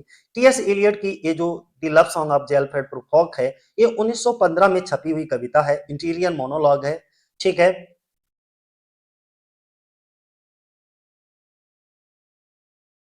अगला 104 नंबर का क्वेश्चन है, TS. Eliot the waste land was dedicated to. TS. Eliot का द बेस्ट लैंड किसको डेडिकेट किया गया? तो एजरा पाउंड को ये डेडिकेट की गई है। सी ऑप्शन हमारा हो जाएगा, सी ऑप्शन, ठीक है। अब जरा इसके एक्सप्लेनेशन को भी देख लो। टी.एस. इलियट ने अपनी कविता द बेस्टलैंड को एजरा पाउंड को समर्पित किया है। समर्पण में उन्होंने लिखा है एजरा पाउंड के लिए इल मिग्लियर फेब्रो, जिसका मतलब होता है बेहतरीन कारीगर, क्योंकि इन्होंने कविता को एडिट करने में ऐसी कारीगरी दिखाई एजरा पाउंड ने कि कविता को आधा कर दिया, 433 लाइनों की इतनी छोटी कर दी, इतनी बड़ी कविता। अगला क्वेश्चन क्या है? T S. Eliot's the wasteland concludes with a phrase from which language? T S. Eliot की द बेस्टलैंड किस भाषा के एक वाक्यांश के साथ खत्म होती है? तो संस्कृत भाषा। डी ऑप्शन हो जाएगा, शांति शांति शांति, है ना, दत्ता दया दमन दमयता, शांति शांति करके। तो ये रहा इसका एक्सप्लेनेशन, जिसमें बोला गया द बेस्टलैंड संस्कृत भाषा के एक वाक्यांश के साथ खत्म होती है, दत्ता दया दमन दमयता, शांति शांति शांति, है ना। ये कविता 1922 में पब्लिश हुई थी, बेस्टलैंड, और 20th सेंचुरी की ये सबसे जरूरी कविताओं में से एक मानी गई, मॉडर्न एपिक बोला गया इसको 20th सेंचुरी का। 106 नंबर का क्वेश्चन क्या है? Who is the person that appears throughout the wasteland? ऐसा कौन सा इंसान है, ऐसा कौन सा व्यक्ति है जो द बेस्टलैंड में, पूरी बेस्टलैंड में दिखाई दिया था? तो वो है टाइरेसियस। टाइरेसियस, बी ऑप्शन हो जाएगा हमारा, टाइरेसियस। अगला क्वेश्चन क्या है हमारा? देखो इसमें बोला गया है, एक्सप्लेनेशन में देखो क्या बोला गया है, Tiresias is a central figure in the wasteland. Tiresias जो है वो बेस्टलैंड में सेंट्रल कैरेक्टर है। इलियट के अनुसार टाइरेसियस एक ऑब्जर्वर है जो कविता में कभी सभी सीन को जोड़ता है। मॉडर्न दुनिया के नैतिक पतन का वो गवाह भी है कि इस मॉडर्न एज का नैतिक पतन कैसे हुआ, इस बात का वो विटनेस है, गवाह है। 107 नंबर पे बोला गया who was believed to be a classicist in literature, royalist in politics and Anglo Catholic in religion? किसे लिटरेचर में क्लासिसिस्ट इन लिटरेचर, पॉलिटिक्स में रॉयलिस्ट और रिलीजन में एंग्लो कैथोलिक माना जाता है? तो किसको? टी.एस. इलियट को माना जाता है। तो कौन सा ऑप्शन हमारा सही हो जाएगा? डी ऑप्शन सही हो जाएगा। इसका एक्सप्लेनेशन देख लो क्या बोला गया, TS. Eliot declared himself a classicist in literature, royalist in politics and Anglo-Catholic in religion। 108 number का क्वेश्चन क्या है? बोला गया है in how many parts the wasteland divided? The wasteland के पांच कितने भाग में इसको डिवाइड किया गया है? तो टोटल 5, यानी कि डी ऑप्शन हो जाएगा। कौन से इसके पांचों सेक्शन हमारे कौन कौन से हैं जरा देख लो, यहाँ पर इसके 5 सेक्शन है। 3 ये दे रखे हैं, the burial of the dead, game of chess, fire sermon, और 2 आपके ये दे रखे हैं, डेथ बाय वाटर और what the thunder said. 109 number का क्वेश्चन है from where does Eliot borrow the epigraph of Gerontion? Eliot ने जॉनसन के लिए एक एपिग्राफ कहां से बारो किया है? Thou has not your sorry, thou hasn't nor youth nor age, but as it were an after dinner sleep dreaming of both। तुम्हारे पास ना तो जवानी है और ना ही उम्र, लेकिन जैसे कि डिनर के बाद की नींद, दोनों का सपना देखना ठीक है, ये लाइनें कहां से ली गई हैं आपको बताना है। तो मेजर फॉर मेजर, कहां से? Measure for measure, act third scene first. तुम्हारे पास ना तो जवानी है ना ही उम्र है। इस लाइन का मतलब यानी कि यहां व्यक्ति की स्थिति को बताया गया है इन लाइन में कि वह ना पूरी तरह से जवान है और ना ही पूरी तरह से बूढ़ा है, यानी कि मेच्योर हो चुका है, अब वो 22 थोड़ा बुद्धिमान हो चुका है। एक बीच की अस्थिर और कमजोर अवस्था होती है, इसका मतलब ये। लेकिन जैसे कि डिनर के बाद की नींद, डिनर के बाद की नींद, इसका मतलब क्या हुआ? ये एक डल सुस्त और बेहोश जैसी स्थिति को दिखाती है ये लाइन। डिनर के बाद की नींद मतलब ना पूरी तरीके से जागा हुआ है और ना ही पूरी तरीके से सोया हुआ है, इनएक्टिव है, लाइफलेस कंडीशन को दिखाया गया।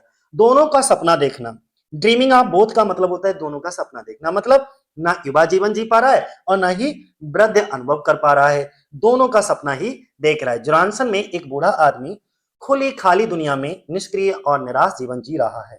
ठीक है, ये जो एपिग्राफ उसी स्थिति को पहले ही बता देता है, यानी कि इन एक्शन, निष्क्रियता, स्पिरिचुअल एम्प्टीनेस, आध्यात्मिक खालीपन और कंफ्यूजन है।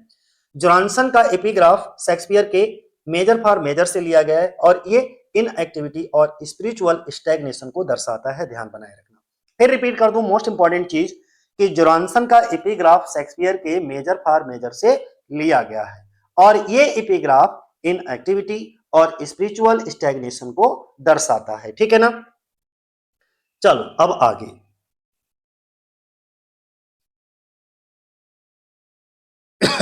माफ करना, कहाँ गया यार, खो गया। ये है, वही बात है, ये आप देख लेना कहां से मेजर फॉर मेजर से लिया गया है। एक थर्ड सीन फर्स्ट है विलियम शेक्सपियर, जॉनसन का एपिग्राफ इंपॉर्टेंट है इसलिए बोला गया है। 110 नंबर पे, what is Eliot's sense of tradition? क्या बोला है कि इलियट की परंपरा की समझ क्या है? सेंस ऑफ ट्रेडिशन है कुछ नहीं है टीएस इलियट के अंदर। ठीक है, तो यहां पर कहा जाएंगे, इसका ई ऑप्शन हो जाएगा। E option, B critically conscious of the main literary trends, मुख्य साहित्यिक ट्रेंड्स के बारे में गंभीरता से सोचिए। इलियट के अनुसार परंपरा एक जीवित, देखो इसके एक्सप्लेनेशन में क्या बोला गया है। अकॉर्डिंग टू इलियट, इलियट के अनुसार ट्रेडिशन यानी कि परंपरा एक जीवित संस्कृति है जो अतीत से विरासत में मिली है और ऐतिहासिक समझ से जुड़ी है। एक लेखक को मुख्य साहित्यिक परंपराओं के बारे में गंभीरता से सोचना चाहिए। 111 नंबर पे क्या बोला गया है? 111 नंबर पे बोला गया है, when Eliot makes these observation what he is rejecting. जब इलियट ये बातें कहते हैं तो वह किस बात को मना कर रहे होते हैं? तो किस चीज को वो मना कर रहे होते हैं? रोमांटिक सब्जेक्टिविज्म को मना कर रहे होते हैं, बी ऑप्शन हो जाएगा हमारा।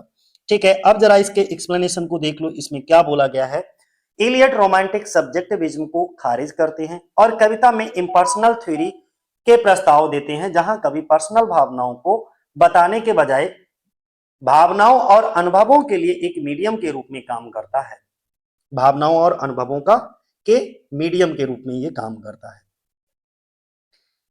अगला क्वेश्चन है हमारा, बोला गया Eliot's codes this sentence is one of his essays. He was the desirous to use English words with a foreign idioms who originally said this and about whom. वह एक विदेशी मुहावरे के साथ अंग्रेजी शब्दों का इस्तेमाल करना चाहते थे। यह बात असल में किसने और किसके बारे में कही? तो किसने कही और किसके बारे में कही? सैमुअल जॉनसन ने मिल्टन के बारे में कही थी ओरिजिनली तौर पर, तो ई ऑप्शन हो जाएगा। देखो यहां पर एक्सप्लेनेशन थोड़ा सा दे रखा है। सैमुअल जॉनसन ने लाइव्स ऑफ द पोइट्स में जॉन मिल्टन के बारे में एक कहा था। ठीक है, 113 नंबर पे क्या है? 113 नंबर पे बोला गया Eliot diagnosed this problem and coined the phrase. Eliot ने इस समस्या का पता लगाया और एक फ्रेज को क्वाइन किया। उस फ्रेज का नाम क्या था? Dissociation of sensibility, dissociation of sensibility, B option हो जाएगा। ठीक है, इसमें सभी जैसे ट्रेडिशन एंड इंडिविजुअल टैलेंट, ये इनका एसे का नाम है। डिस एसोसिएशन ऑफ सेंसिबिलिटी, ये फ्रेज कॉइन की गई टीएस इलियट के द्वारा। ऑब्जेक्टिव कोरिलेटिव, ये भी टीएस इलियट के द्वारा। नेगेटिव कैपेबिलिटी, ये जॉन कीट के द्वारा है। ठीक है, अब जरा इसके एक्सप्लेनेशन को देख लो, इसमें क्या बोला गया है। टीएस इलियट ने डिस एसोसिएशन ऑफ सेंसिबिलिटी की थ्योरी बनाई जो 17वीं सेंचुरी के बाद कविता में सोच और एहसास के बीच के बंटवारे का जिक्र करती है। 14 नंबर का क्वेश्चन क्या है? 14 नंबर पे बोला गया है कि why does Eliot say no poet no artist of any art has his complete meaning alone. Eliot, TS Eliot ऐसा क्यों कहते हैं कि कोई भी कवि, किसी भी कला का कोई भी कलाकार, किसी भी कला का कोई भी कलाकार अकेले अपना पूरा मतलब नहीं रखता। ठीक है, ऐसा वो क्यों कहते हैं? क्योंकि अतीत को वर्तमान से उतना ही बदलना चाहिए जितना कि वर्तमान को अतीत से दिशा मिलती है, डायरेक्शन मिलता है। ये ऑप्शन हो जाएगा हमारा।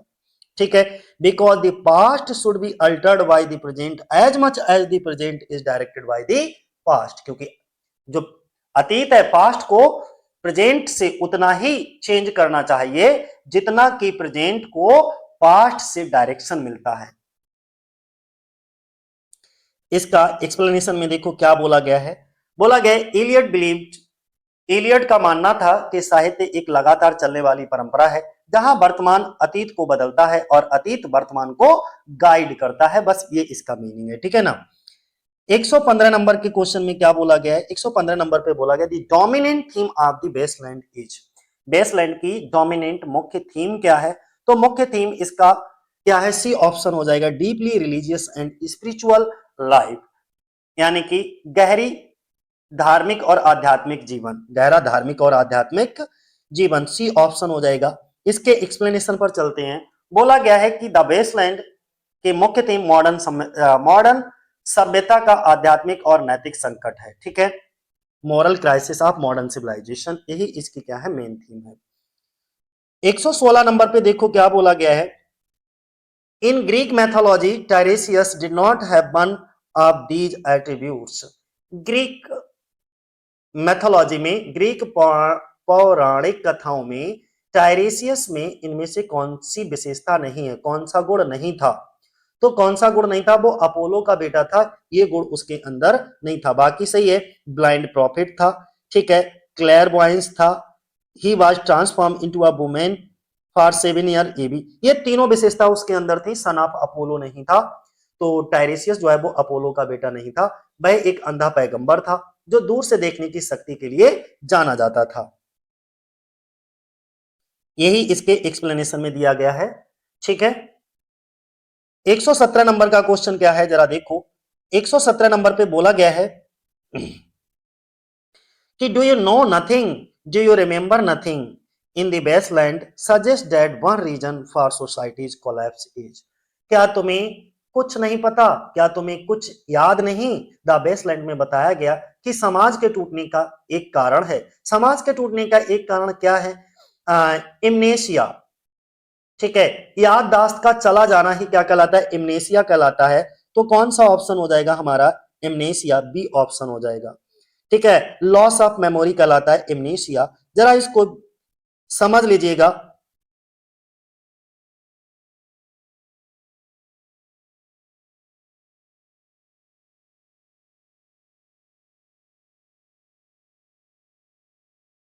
देखो क्या बोला गया, ये लाइनें एमनेसिया यानी कि याददाश्त के चले जाना को बताती हैं।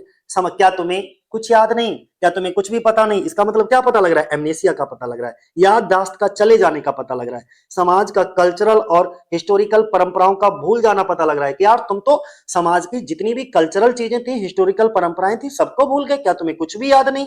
मैं इमेज से वही टेक्स्ट साफ साफ करूंगा, हाईलाइट करके इसमें रखा गया, यानी कि मुझे कुछ भी पता नहीं। द बेसलैंड की ये लाइनें एमनेसिया समाज के टूटने का मुख्य कारण है। ठीक है, अगला क्वेश्चन क्या है हमारा? 118 नंबर पे देखो क्या बोला गया है। इन दी फर्स्ट पार्ट ऑफ, थोड़ा नीचे कर लें नहीं तो कट गया होगा ये। बोला गया in the first part of part fifth what the thunder said in the wasteland the theme that is not included is. The wasteland के पार्ट फिफ्थ में व्हाट दी थंडर सेड के पहले भाग में जो थीम शामिल नहीं है वो कौन सी है? पार्ट 5 यानी कि सेक्शन 5 में व्हाट दी थंडर सेड हो गया। अच्छा, उसके पहले भाग में जो थीम शामिल नहीं है, वो कौन सी है? तो वो कौन सी है? बी ऑप्शन हो जाएगा, image of a spiritual desert. ठीक है, ये शामिल नहीं है। जरा इसके एक्सप्लेनेशन को देख लो, क्या बोला गया है, यही बात बोली गई है सेक्शन 5 में, जिसका नाम है वॉट दी थंडर साइड के पहले भाग में, जो थीम एक स्पिरिचुअल रेगिस्तान की तस्वीर को शामिल नहीं किया गया है। 119 नंबर का क्वेश्चन क्या है?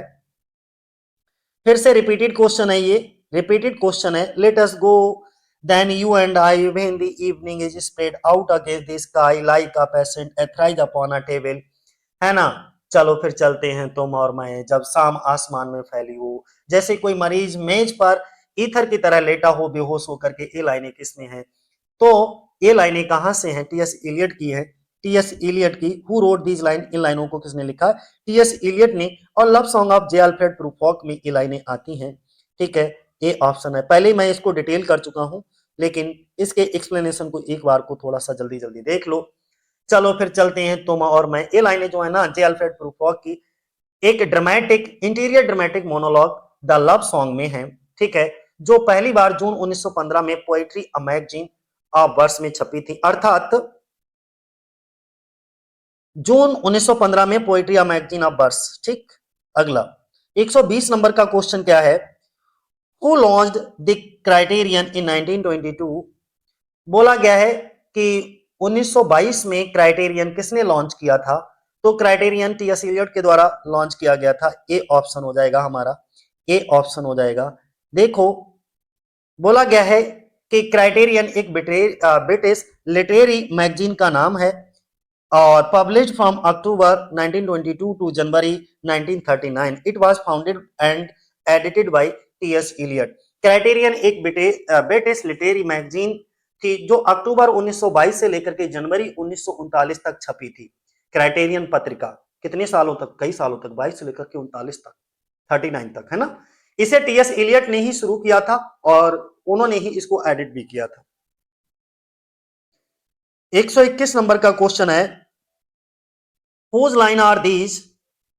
In my beginning is up in the end, and to make an end is to make a beginning।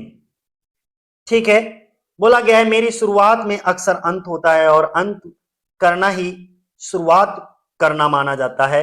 ये लाइनें कहां से हैं? तो ये लाइनें फोर क्वाड्रेट्स से हैं और मोस्ट इंपॉर्टेंट लाइनें हैं। टीएस इलियट का एक वर्क है फोर क्वाड्रेट्स, जो 1943 में आया था। 122 नंबर का क्वेश्चन देखो क्या है। 122 नंबर पे बोला गया who wrote these lines and in which poem do these lines appear? This is the way the world ends, not with a bang but a whimper. ठीक है, बोला गया है दुनिया इसी तरह खत्म होती है, धमाके से नहीं बल्कि फुसफुसाहट से। तो ये लाइनें कहां से ली गई हैं? ये लाइनें इनका द हॉलो हॉलो मैन है उस वर्क से ली गई हैं। तो कौन सा? बी ऑप्शन हमारा सही हो जाएगा। बी ऑप्शन, टीएस इलियट के दी हॉलो मैन से इन लाइनों को लिया गया है। अगला 123 नंबर का क्वेश्चन है, बोला गया है नीचे दिए गए लिटरेरी आर्टिस्ट में से किसने खुद के लिए क्या बोला था? बोला था declares himself a classicist in literature, Anglo Catholic in religion and royalist in politics. ये टीएस इलियट ने खुद के लिए बोला था। टीएस इलियट ने खुद के लिए बोला था। ठीक है, तो कौन सा? डी ऑप्शन हमारा सही हो जाएगा। अब जरा इसके एक्सप्लेनेशन को भी देख लेते हैं। बोला गया है कि TS Eliot declares himself, TS Eliot ने अपने आप को डिक्लेयर किया। क्या डिक्लेयर किया? साहित्य में क्लासिसिस्ट, धर्म में एंग्लो कैथोलिक और राजनीति में रॉयलिस्ट घोषित किया। इन्हें 1948 में नोबेल पुरस्कार भी दिया गया। 1948 में नोबेल प्राइज लिटरेचर के लिए मिला था। 124 नंबर का क्वेश्चन है, बोला गया in which of Eliot's work does the character Madame Sosostris appear? Eliot के किस वर्क में मैडम सिसोस्ट्रेस का किरदार आता है? तो मैडम सिसोस्ट्रेस किस में आती हैं? दी बेसलैंड में आती हैं। ए ऑप्शन हो जाएगा हमारा, ए ऑप्शन हो जाएगा। इसका एक्सप्लेनेशन भी आप देख सकते हो। क्या बोला गया है कि मैसूर क्लायरवाइंट होती हैं मैडम सिसोस्ट्रेस द बेसलैंड के the burial of the dead section में ये आती हैं।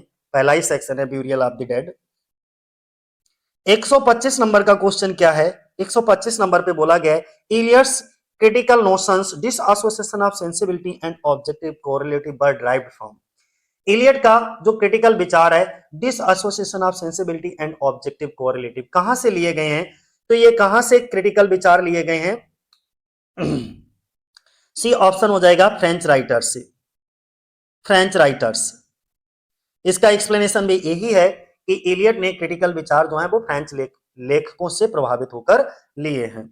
अगला 126 नंबर का क्वेश्चन है, wasteland, the wasteland was published in the year, wasteland किस साल पब्लिश हुई है? तो 1922 में इसको पब्लिश कराया गया था। तो कौन सा ऑप्शन हमारा सही हो जाएगा? B option. ठीक है, अब जरा इसके एक्सप्लेनेशन को भी आप देख सकते हो, क्या बोला गया है। ये देखो, बोला गया है बेसलाइन कब आई है? 1922 में आई है। 434 लाइनें हैं। सबसे पहली बार ये क्राइटेरियन पत्रिका में छपी थी अक्टूबर 1922 में। इसके बाद इसको दी डायल पत्रिका में छपवाया गया था नवंबर 1922 को, ठीक है, न्यूयॉर्क में। अगला इसकी फेमस फ्रेज है, कौन सी है? शांति शांति शांति, इसके यानी कि संस्कृत से इसका मशहूर आखिरी फ्रेज है शांति शांति। अगला 118 नंबर का क्वेश्चन देखो क्या है। 118 नंबर पे बोला गया, in the first part of part fifth what the thunder said the wasteland is the theme that is not included is. The wasteland के पार्ट 5 में व्हाट द थंडर सेड के पहले भाग में जो थीम शामिल नहीं थी वो कौन सी है? तो वो कौन सी है? जो थीम बी पार्ट हो जाएगा, इमेज ऑफ स्पिरिचुअल डिजर्ट। ठीक है, इमेज ऑफ स्पिरिचुअल डेजर्ट, एक स्पिरिचुअल रेगिस्तान की तस्वीरें। जरा इसके एक्सप्लेनेशन को भी देख लो। जो पांचवा पार्ट है बेसलैंड का, जिसका नाम है व्हाट द थंडर सेड, इसके पहले भाग में स्पिरिचुअल रेगिस्तान की तस्वीर जो है वो शामिल नहीं है, बाकी सब शामिल है। अगला, let us go then you and I when the living is spread out against the sky like a peasant athrice upon a table, who wrote these lines? ये लाइनें किसने लिखी हैं? तो ये लाइनें अल्फ्रेड लॉर्ड टेनिसन के द्वारा लिखी गई हैं। रिपीटेड लाइनें हैं, रिपीटेड क्वेश्चन है, इसलिए आगे बढ़ जाते हैं बिना समझाए। आगे हमारा क्वेश्चन है नेक्स्ट, बोला गया है who launched criterion in 1922, criterion को किसने लॉन्च किया है? तो टीएस इलियट के द्वारा लॉन्च किया गया है। ठीक है, यहां पर इसका एक्सप्लेनेशन दे रखा है। क्या दे रखा है? तो क्वेश्चन देखो, टीएस इलियट से वही घूम फिर के वही क्वेश्चंस रहते हैं, तो आप बिल्कुल भी परेशान ना रहें। क्राइटेरियन एक ब्रिटिश लिटरेरी मैगजीन थी जो अक्टूबर 1922 से लेकर के जनवरी 1939 तक पब्लिश होती थी। क्राइटेरियन अपने ज्यादातर समय में एक क्वार्टरली जर्नल था। हालांकि 1927 से 1928 के कुछ समय के लिए ये मंथली पब्लिश होता था। इसे कवि, नाटककार और लिटरेरी क्रिटिक टीएस इलियट ने बनाया था, और जिन्होंने इसके पूरे समय के लिए इसके एडिटर के तौर पर भी काम किया।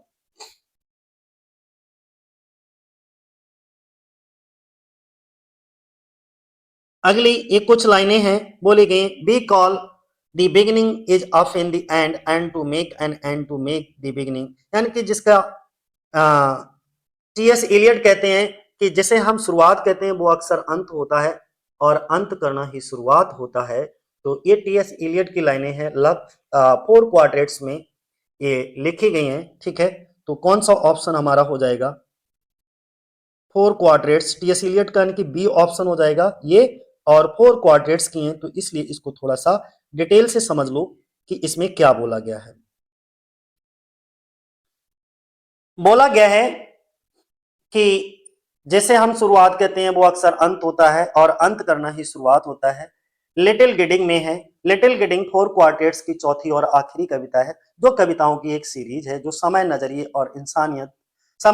इंसानियत और मुक्ति पर बात करती है। ठीक है, लिटिल गिडिंग, और ये किसका हिस्सा? 4 क्वार्टेट्स। ये कब आया है? 1943 में। 122 नंबर पे क्या है? Who wrote these lines and in which poem do these lines appear? Eyes I dare not meet in dreams, in death dreams kingdom. ये लाइनें किसने लिखी और ये लाइनें किस कविता में है? आंखें जिनसे मैं सपनों में मिलने की हिम्मत नहीं करता। Eyes I dare not meet in dreams, पहली लाइन। अगला दूसरी line, in death dream kingdom, मौत के सपने के साम्राज्य में। आंखें जिनसे मैं सपनों में मिलने की हिम्मत नहीं करता। मौत के सपनों के साथ जब मौत आती है तो हम उस मौत की आंखों में आंखें डालकर भी आंखें सपनों में भी आंखें मिलाने की हिम्मत नहीं करते। तो ये कहां से टीएस इलियट का इन द हॉलो मैन, तो कौन सा ऑप्शन हो जाएगा हमारा? बी ऑप्शन हो जाएगा, बी ऑप्शन। इसका एक्सप्लेनेशन क्या कहा गया है? देखो ये इसका एक्सप्लेनेशन है। The hollow man TS Eliot की एक मशहूर कविता है। एक कविता 1925 में लिखी गई, ठीक है। उसी की ये बहुत ही ज्यादा प्रसिद्ध लाइन है, आंखें जिनसे मैं सपनों में मिलने की हिम्मत नहीं करता। अगला 123 नंबर का क्वेश्चन क्या है? बोला गया है who out of the following literary artist declared himself a classicist in literature, Anglo Catholic in religion and royalist in politics. साहित्य में एक क्लासिसिस्ट, धर्म में एक एंग्लो कैथोलिक और राजनीति में एक रॉयलिस्ट घोषित किया। किसने? टीएस इलियट ने। तो कौन सा ऑप्शन हो जाएगा हमारा? डी ऑप्शन हो जाएगा, डी ऑप्शन, ठीक है। यही इसका एक्सप्लेनेशन है, तो एक्सप्लेनेशन हम पढ़ेंगे नहीं, कई बार रिपीटेड क्वेश्चन है, कई बार पूछा गया क्वेश्चन है, इसलिए आगे बढ़ जाते हैं। In which of the following text does the character Madame Sosostris appear? Madam से सॉस्ट्रेस का किरदार किस में आता है? तो द बेस्टलैंड में आता है। ए ऑप्शन हो जाएगा हमारा, ए ऑप्शन हो जाएगा। ये बेसलैंड 1922 में आता है। मैडम से सॉस्ट्रेस फेमस क्लोरबाइंट होती हैं, ठीक है। First canto the burial of the dead में ये आती हैं। बेसलैंड में टोटल कितने सेक्शन है? ये 5 सेक्शन है। Burial of the dead, game of chess, fire sermon, death by water, what the thunder said. अगला 125 नंबर का क्वेश्चन है। बोला गया TS Eliot's critical notion dissociation of sensibility and objective correlative but derived from, ये French writer से आया है। क्या क्वेश्चन रिपीट हो रहे हैं? अगला wasteland was published in the year, wasteland कब पब्लिश हुआ है? 1922 में। 109 नंबर का क्वेश्चन है। TS Eliot wasteland was influenced by the book, ये फ्रेश क्वेश्चन है, रिपीट नहीं है, बीच बीच में एक आध रिपीट हो गया है। देखो क्या बोला गया है, टीएस इलियट का जो द बेसलैंड है वो रिचुअल टू रोमांस, इससे बहुत ज्यादा इन्फ्लुएंस है ये, ठीक है। तो बी ऑप्शन हो जाएगा हमारा, फ्रॉम रिचुअल टू रोमांस, ठीक है। बेसलैंड कब आई है? ये आई है 1922 में। और जे बैटसन का एक वर्क था फ्रॉम रिचुअल टू रोमांस, इससे ये बहुत ज्यादा प्रभावित है, ठीक है। अब देखो यहां पर बोला गया है कि द बेसलैंड वाज पब्लिश्ड, और ये कितनी बार क्वेश्चन आया पीजीटी का, कितना रिपीटेड क्वेश्चन है। बेसलैंड कब पब्लिश हुआ है? 1922 में ये पब्लिश हुआ है, ठीक है। ये इसका क्या है? एक्सप्लेनेशन है। बेसलैंड टीएस इलियट की एक लॉन्ग पोइम है, लंबी पोइम है। पहली बार डायल में छपी थी, इसके बाद इसे 1922 में किताब के रूप में भी पब्लिश कराया गया था। इसमें 5 सेक्शन है टोटल। पांचों सेक्शन के नाम कौन से हैं? ये इनके पांचों सेक्शंस के नाम हैं। अगला क्वेश्चन क्या है हमारा? 111 नंबर पे बोला गया what the thunder said is a section of the poem, ये कौन सा पांचवा सेक्शन है? ठीक है, ध्यान बनाए रखना। बेसलैंड का पांचवा सेक्शन है, बेसलैंड का सेक्शन है, डी ऑप्शन हो जाएगा। यहां पर देखो इसका एक्सप्लेनेशन, क्या गलत सलत हो गया, ये देखो ऐसे, अब सही है। बेसलैंड जो है लॉन्ग पोइम है, टीएस इलियट द्वारा लिखी गई है। इसके स्ट्रक्चर को 5 सेक्शन में डिवाइड किया गया है। Burial of the dead, game of chess, fire sermon, death by water, what the thunder said. 112 नंबर का क्वेश्चन है। बोला गया trace the following list in drama which TS Eliot did not write. बोला गया नीचे दिए गए लिस्ट में वह ड्रामा ढूंढे जिसे टीएस इलियट ने नहीं लिखा है। तो कौन सा नहीं लिखा है? एन एसेंट F6 जो है वो टीएस इलियट द्वारा नहीं लिखा गया। Cocktail, family reunion, murder in cathedral, ये सब टीएस इलियट के हैं। अगला 113 नंबर का क्वेश्चन है कि TS Eliot migrated to England from, TS Eliot जो है इंग्लैंड से माइग्रेट हुए, कब माइग्रेट हुए थे?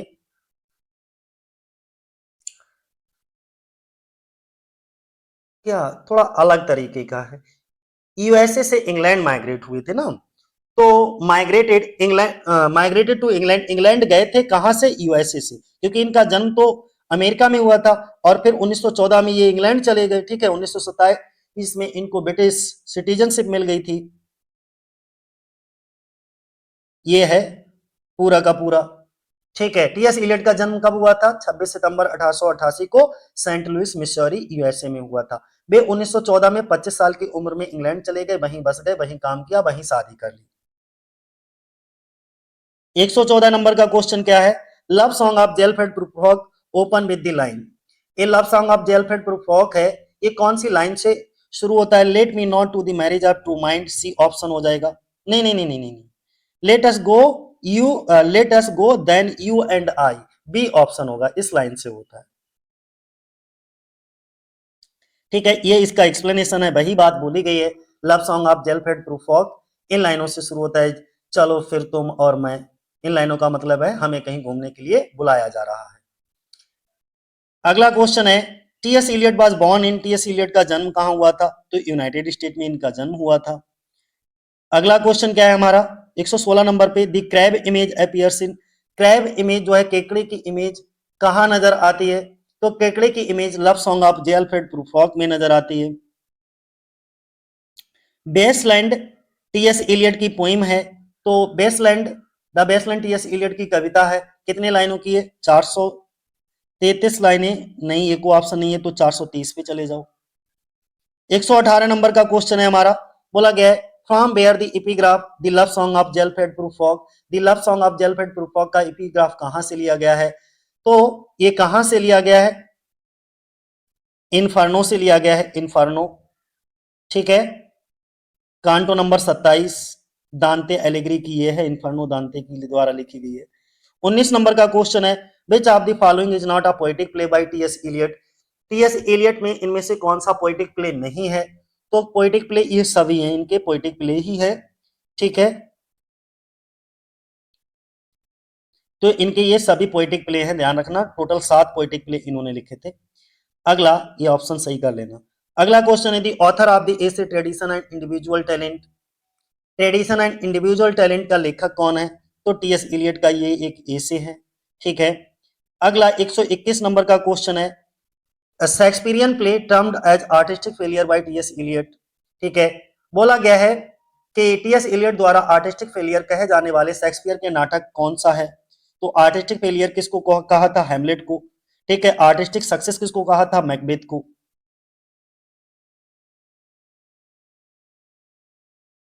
अगला, म्यूजिक आर्ट बेस्टलैंड को म्यूजिक ऑफ आइडियाज किसने बोला? तो म्यूजिक ऑफ आइडियाज कहने वाला बेस्टलैंड को कौन था? तो आई ए रिचार्ड्स थे। कोई ऑप्शन है? आई ए रिचार्ड्स, बिल्कुल सी है। म्यूजिक ऑफ आइडियाज किसने कहा? आई ए रिचार्ड्स ने कहा था बेसलैंड के लिए। अगला 123 नंबर का क्वेश्चन है, which one of the following is not a drama by Eliot. इनमें से कौन सा इलियट का ड्रामा नहीं है? तो एस वेडनेसडे ड्रामा जो है वो नहीं है, ये क्या है? इनकी एक पोइम है। बाकी ये तीनों इनके पोएटिक ड्रामा है, ये पोइम है। अगला क्वेश्चन क्या है हमारा? 124 नंबर पे, who has written the book the art of TS Eliot. बोला गया है कि the art of TS Eliot नामक किताब किसने लिखी है? तो ये हेलन गार्डनर के द्वारा लिखी गई। हेलन गार्डनर, बी ऑप्शन हो जाएगा हमारा। अगला 125 नंबर पे, टीएस इलियट का जन्म कब हुआ? 1888 में हुआ था। अगला 126 नंबर पे बोला गया है कि which is the first section of TS Eliot the Wasteland. Wasteland का 5 सेक्शन है, उनमें से पहला सेक्शन कौन सा है? ब्यूरियल ऑफ द डेड है। अगला, बाकी पांचों सेक्शन के ये नाम दे रखे हैं लाइन से, आप पढ़ लीजिए। 127 नंबर पे बोला गया है, क्या बोला गया है कि एलियट ने किस क्रिटिकल एसे में ये बात कही? कौन सी बात? ये वाली, historical sense compels a man to write not merely with his own generation in his bones, but with a feeling that the whole of the literature of Europe from Homer has the simultaneous existence and composes a simultaneous order. Historical sense एक आदमी को ना सिर्फ अपनी पीढ़ी के साथ लिखने के लिए मजबूर करता है, बल्कि इस एहसास के साथ कि होमर से लेकर यूरोप का पूरा लिटरेचर एक साथ मौजूद है, एक साथ ऑर्डर बनाता है। तो ये बात वो ट्रेडिशन एंड इंडिविजुअल टैलेंट में बोलते हैं टीएस इलियट। ए ऑप्शन हमारा क्या हो जाएगा? सही हो जाएगा। अगला क्वेश्चन हमारा क्या है? 128 नंबर पे बोला गया है कि which of the following Eliot's character different from the rest. Eliot के नीचे दिए गए कैरेक्टर्स में से कौन सा कैरेक्टर जो है बाकी कैरेक्टर से एकदम अलग है, बाकी किरदारों से बिल्कुल अलग है? तो जे अल्फ्रेड प्रूफॉक जो है वो बिल्कुल भी अलग कैरेक्टर है, ठीक है। बाकी किरदार जैसे मैकेबिटी, स्वीनी और ब्लिस्टियन, इनसे अलग कौन है? जे अल्फ्रेड प्रूफॉक। अगला क्वेश्चन क्या है हमारा? बोला गया है criticism must always profess an end in view. Its function is to promote the understanding and enjoyment of literature. Who said this? आलोचना को हमेशा एक मकसद को ध्यान में रखकर बताना चाहिए, इसका काम साहित्य की समझ और आनंद को बढ़ावा होना चाहिए। ये किसने कहा? टीएस इलियट के द्वारा ये बोला गया है, टीएस इलियट के द्वारा ये बोला गई लाइनें हैं। तो सी ऑप्शन हमारा हो जाएगा, ठीक है। 130 नंबर का क्वेश्चन क्या है? 130 नंबर पे बोला गया है कि which of these is not one of the 5 sections of TS Eliot in Wasteland. इनमें से कौन सा टीएस इलियट का द वेस्टलैंड के 5 सेक्शन में से एक नहीं है? तो देखो इनमें से कौन सा नहीं है, आपको दिख जाएगा। ब्यूरियल ऑफ द डेड है, गेम ऑफ चेस है, ठीक है, फायर सरमन है, हालो मैन नहीं है, ठीक है। हालो मैन इनका वर्क है ना किसी पॉइंट का। अगला 131 नंबर का क्वेश्चन क्या है हमारा? 131 नंबर पे बोला गया the concept of objective correlative was propounded bye, यानी कि ऑब्जेक्टिव कोरिलेटिव का कॉन्सेप्ट किसने दिया है? तो टीएस इलियट के द्वारा इसको दिया गया है objective correlative, TS Eliot. D option हो जाएगा हमारा। हैमलेट एंड हिज प्रॉब्लम जो 1919 में आया था उसके अंदर ऑब्जेक्टिव कोरिलेटिव का कॉन्सेप्ट दिया गया था। 132 नंबर का क्वेश्चन क्या है? Which of the following plays has been described by TS Eliot an artistic failure, यानी कि इनमें से किस नाटक को इलियट ने आर्टिस्टिक फेलियर बताया है? तो किसको बताया? हैमलेट को बताया है। विलियम शेक्सपियर के हैमलेट को आर्टिस्टिक फेलियर बताया है, और आर्टिस्टिक सक्सेस जो बताया था वो मैकबेथ को बताया था। हैमलेट जो है वो मोनालिसा ऑफ लिटरेचर भी है, ये भी ध्यान बनाए रखना। 133 नंबर का क्वेश्चन क्या है हमारा? Which of the following is the first poem of Eliot's first published volume verse. इनमें से कौन सी इलियट की पहली पब्लिश्ड वर्स की पहली पोइम है? तो कौन सी है? The love song of J Alfred Prufrock है। कौन सा ऑप्शन हो जाएगा? सी ऑप्शन हमारा सही हो जाएगा, ठीक है। और ये रहा इसका एक्सप्लेनेशन। इसमें बोला गया है कि टीएस इलियट ने the love song of J Alfred Prufrock पहली बार जून 1915 में पोएट्री और मैगजीन ऑफ वर्स में के इशू में एजरा पाउंड के कहने पर पब्लिश की गई थी। अगला 134 नंबर का क्वेश्चन क्या है? और ये बहुत बड़ा क्वेश्चन है 134 नंबर पे। बोला गया एनालॉजी कैटलिस्ट की थी। The analogy was that of the catalyst when the two gases previously mentioned are mixed in the presence of the filament of platinum, they form sulfurous acid. This acid contains no trace of platinum, and the platinum itself, apparently unaffected, has remained inert, neutral and unchanged. The mind of the poet is a shred of platinum. ये line बस इतनी याद रखना, बहुत ज्यादा पूरा याद करने की जरूरत नहीं है, क्योंकि यही लाइन ज्यादातर ये लाइन देख को आपको पहचान में आ जाएगा। फिर भी मैं तुम्हें समझा देता हूं कि एनालॉजी कैटलिस्ट क्या है। जब पहले बताएगी दो गैसें प्लेटिनम के फिलामेंट की मौजूदगी में मिलती हैं तो वे सल्फ्यूरस एसिड बनाती हैं, और इस एसिड में प्लेटिनम का कोई निशान नहीं होता, और प्लेटिनम खुद भी साफ तौर पर बिना असर के रहता है, इनर्ट, न्यूट्रल और बिना बदले रहता है। कभी का मन प्लेटिनम का टुकड़ा है। ऊपर दी गई लाइनें टीएस इलियट के किस निबंध से ली गई हैं? तो ये किस निबंध से ली गई हैं आपको बताना है। ट्रेडिशन एंड इंडिविजुअल टैलेंट से इन लाइनों को लिया गया है, और ट्रेडिशन एंड इंडिविजुअल टैलेंट कहां आएगा? डी ऑप्शन में आ जाएगा। जरा इसके एक्सप्लेनेशन में देखो क्या बोला गया है। यही सब चीजें बोली गई हैं, कहीं कुछ नहीं बोला गया है कि ये लाइनें टीएस इलियट की ट्रेडिशन एंड इंडिविजुअल टैलेंट 1919 से ली गई हैं। ये निबंध सबसे पहले द इगोइस्ट 1919 में आया था, और इसके बाद इलियट की पहले क्रिटिसिज्म की बुक आई थी द सेक्रेड वुड, 1920 में इसको पब्लिश कराया गया था, ठीक है। 135 नंबर का क्वेश्चन है TS Eliot declared himself to be. तो टीएस इलियट ने अपने आप को क्या डिक्लेयर किया? कैथोलिक डिक्लेयर किया था। तो डी ऑप्शन हमारा हो जाएगा, खुद को क्या घोषित किया? कैथोलिक। अब इसके एक्सप्लेनेशन में देखो क्या बोला गया। टीएस इलियट ने खुद को एंग्लो कैथोलिक के रूप में पहचाना। उन्होंने खुद को साहित्य का क्लासिसिस्ट और राजनीति में रॉयलिस्ट और धर्म में एंग्लो कैथोलिक डिक्लेयर किया। 136 नंबर का क्वेश्चन है, बोला गया who said poetry is not a turning loose of emotion but an escape from emotion. किसने कहा कविता भावनाओं को मुक्त करना नहीं बल्कि भावनाओं से बचना है? ये कहने वाले इलियट थे। तो सी ऑप्शन हो जाएगा हमारा, कौन सा? सी ऑप्शन टीएस इलियट के द्वारा दिया गया।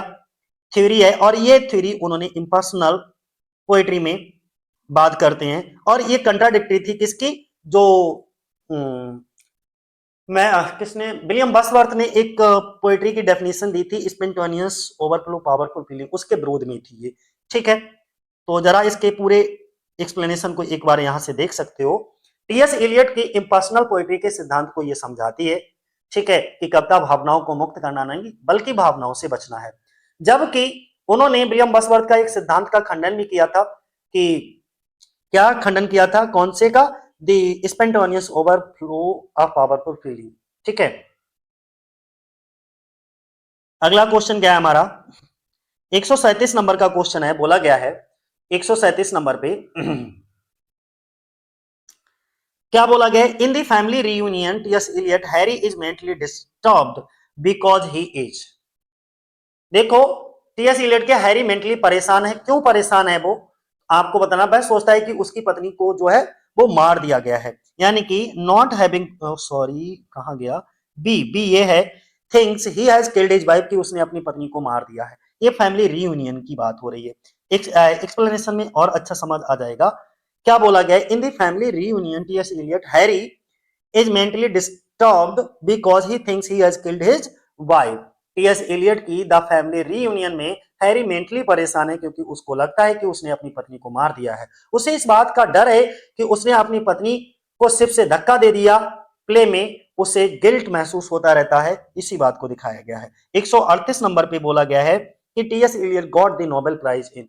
टीएस इलियट को नोबेल प्राइज कब दिया गया है, तो 1948 में टीएस इलियट को नोबेल प्राइज दिया गया, बी ऑप्शन हो जाएगा हमारा। और ये इसका रहा एक्सप्लेनेशन। क्या बोला गया कि टीएस इलियट को 1948 में नोबेल प्राइज मिला, उन्हें आज की पोएट्री में उनके शानदार पायनियर कंट्रीब्यूशन के लिए लिटरेचर में नोबेल प्राइज ए दिया गया था। अगला 139 नंबर का क्वेश्चन क्या है, बोला गया है which phrase is not coined by TS Eliot. इनमें से कौन सी फ्रेज जो है वो टीएस इलियट के द्वारा कॉइन नहीं की गई है। तो देखो, ऑब्जेक्टिव कोरिलेटिव टीएस इलियट के द्वारा कॉइन किया गया, unification of sensibility TS Eliot का है, dissociation of sensibility TS Eliot का है, लेकिन ये जो नेगेटिव कैपेबिलिटी है ये जॉन किट का है, तो ये ऑप्शन हमारा सही हो जाएगा, क्योंकि क्वेश्चन पूछा गया कि कौन सा शब्द टीएस इलियट ने क्वाइन नहीं किया, तो नेगेटिव कैपेबिलिटी को क्वाइन नहीं किया क्योंकि इसको जॉन किट ने क्वाइन किया है। अगला 140 नंबर पे देखो, TS Eliot propounded the impersonal theory of poetry. TS Eliot ने कविता की इम्पर्सनल थ्योरी को प्रोपाउंड किया, तो किसमें प्रोपाउंड किया, किसमें किसमें, D traditional and individual talent. ठीक है, ट्रेडिशन परंपरा, व्यक्तिगत प्रतिभा, इंडिविजुअल टैलेंट,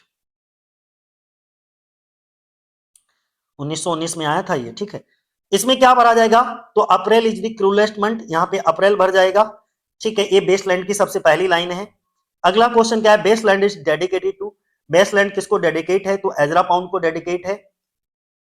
अगला क्वेश्चन क्या है 143 पे, बोला गया है which among the following is not a symbol of Wasteland. इनमें से कौन सा सिंबल जो है वो बेसलैंड में यूज नहीं किया गया है, तो कौन सा सिंबल जो है वो बेसलैंड में यूज नहीं किया गया है आपको ये बताना है। तो कौन सा use, pack of tarot card use हुआ है, फायर बॉर्डर ये सब यूज हुए हैं, हाउसेस यूज नहीं हुआ है, तो डी ऑप्शन हो जाएगा हमारा। 144 नंबर पे, which Indian language plays a part in the Wasteland. बोला गया है द बेसलैंड में किस भारतीय भाषा का रोल है, तो संस्कृत का, सी ऑप्शन हो जाएगा, शांति शांति शांति, है ना, इसी से तो समाप्त होती है, दया धमन दमयता, दत्ता दया धमन दमयता, शांति शांति शांति, ऐसे करके। अगला क्वेश्चन क्या है हमारा 145 पे, बोला गया है कि which explanation of Datta Daya Dhaman Damyata TS Eliot, which T.S. Eliot inverted from the original seems most suitable for you। तो giving compassion and control, giving compassion and control. अब देखो इसका मतलब क्या है, यहां पर दत्ता का मतलब गिविंग यानी कि दया, दया दमन का मतलब कंपेशन दया, और दत्ता का मतलब दान। ठीक है, और दमयता का मतलब होता है कंट्रोल, तो giving compassion and control. 146 number का क्वेश्चन क्या है, which poem of T.S. Eliot was made from unused material in Murder in Cathedral। बोला गया है कि टीएस इलियट की कौन सी कविता मर्डर इन कैथेड्रल के बिना इस्तेमाल हुए मटेरियल से बनाई गई? तो कौन सी? बर्न्ट नॉर्टन, ठीक है, बर्न्ट नॉर्टन बी ऑप्शन हो जाएगा हमारा। इसका एक्सप्लेनेशन देख लो। बर्न्ट नॉर्टन टीएस इलियट के फोर क्वाड्रेंट की पहली कविता है। उन्होंने इसे अपने नाटक द मदर इन कैथेड्रल पर काम करते हुए बनाया था। उससे जो मटेरियल बना उससे इसको लिख दिया बर्न्ट नॉर्टन को। 147 नंबर का क्वेश्चन क्या है? 147 नंबर पे बोला गया है कि द बेसलैंड में ये लाइनें कौन बोलता है कि दो blind throbbing between two lives old man with wrinkled female breast can see, यानी कि अंधा होने के बावजूद दो जिंदगियों के बीच धड़कता हुआ झुर्रीदार महिला ब्रेस्ट वाला बूढ़ा आदमी देख सकता है। महिला ब्रेस्ट बूढ़ा आदमी, यानी कि दो दो पर्सनैलिटी जी रहा है, ठीक है। तो टायरेसियस ही है, बी ऑप्शन हो जाएगा टायरेसियस। अगला क्वेश्चन क्या है हमारा 148 नंबर पे, ये भी रिपीट है फिर भी बता देते हैं। बोला गया ऊपर दी गई लाइनें टीएस इलियट की द बेस्टलैंड के नरेटर टायरेसियस ने बोली हैं। और 148 नंबर पे क्या है, कौन सा शब्द द बेस्टलैंड के न्यूरेटिक महिला के इमोशन और टोन को बताने के लिए है, जब वो कहती हैं, क्या कहती हैं?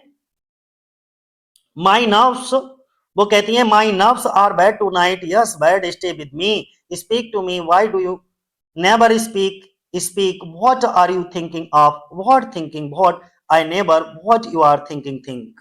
बोला है कि आज मेरी रात, सॉरी आज रात मेरी नसें खराब है, हाँ खराब है, मेरे साथ रहो।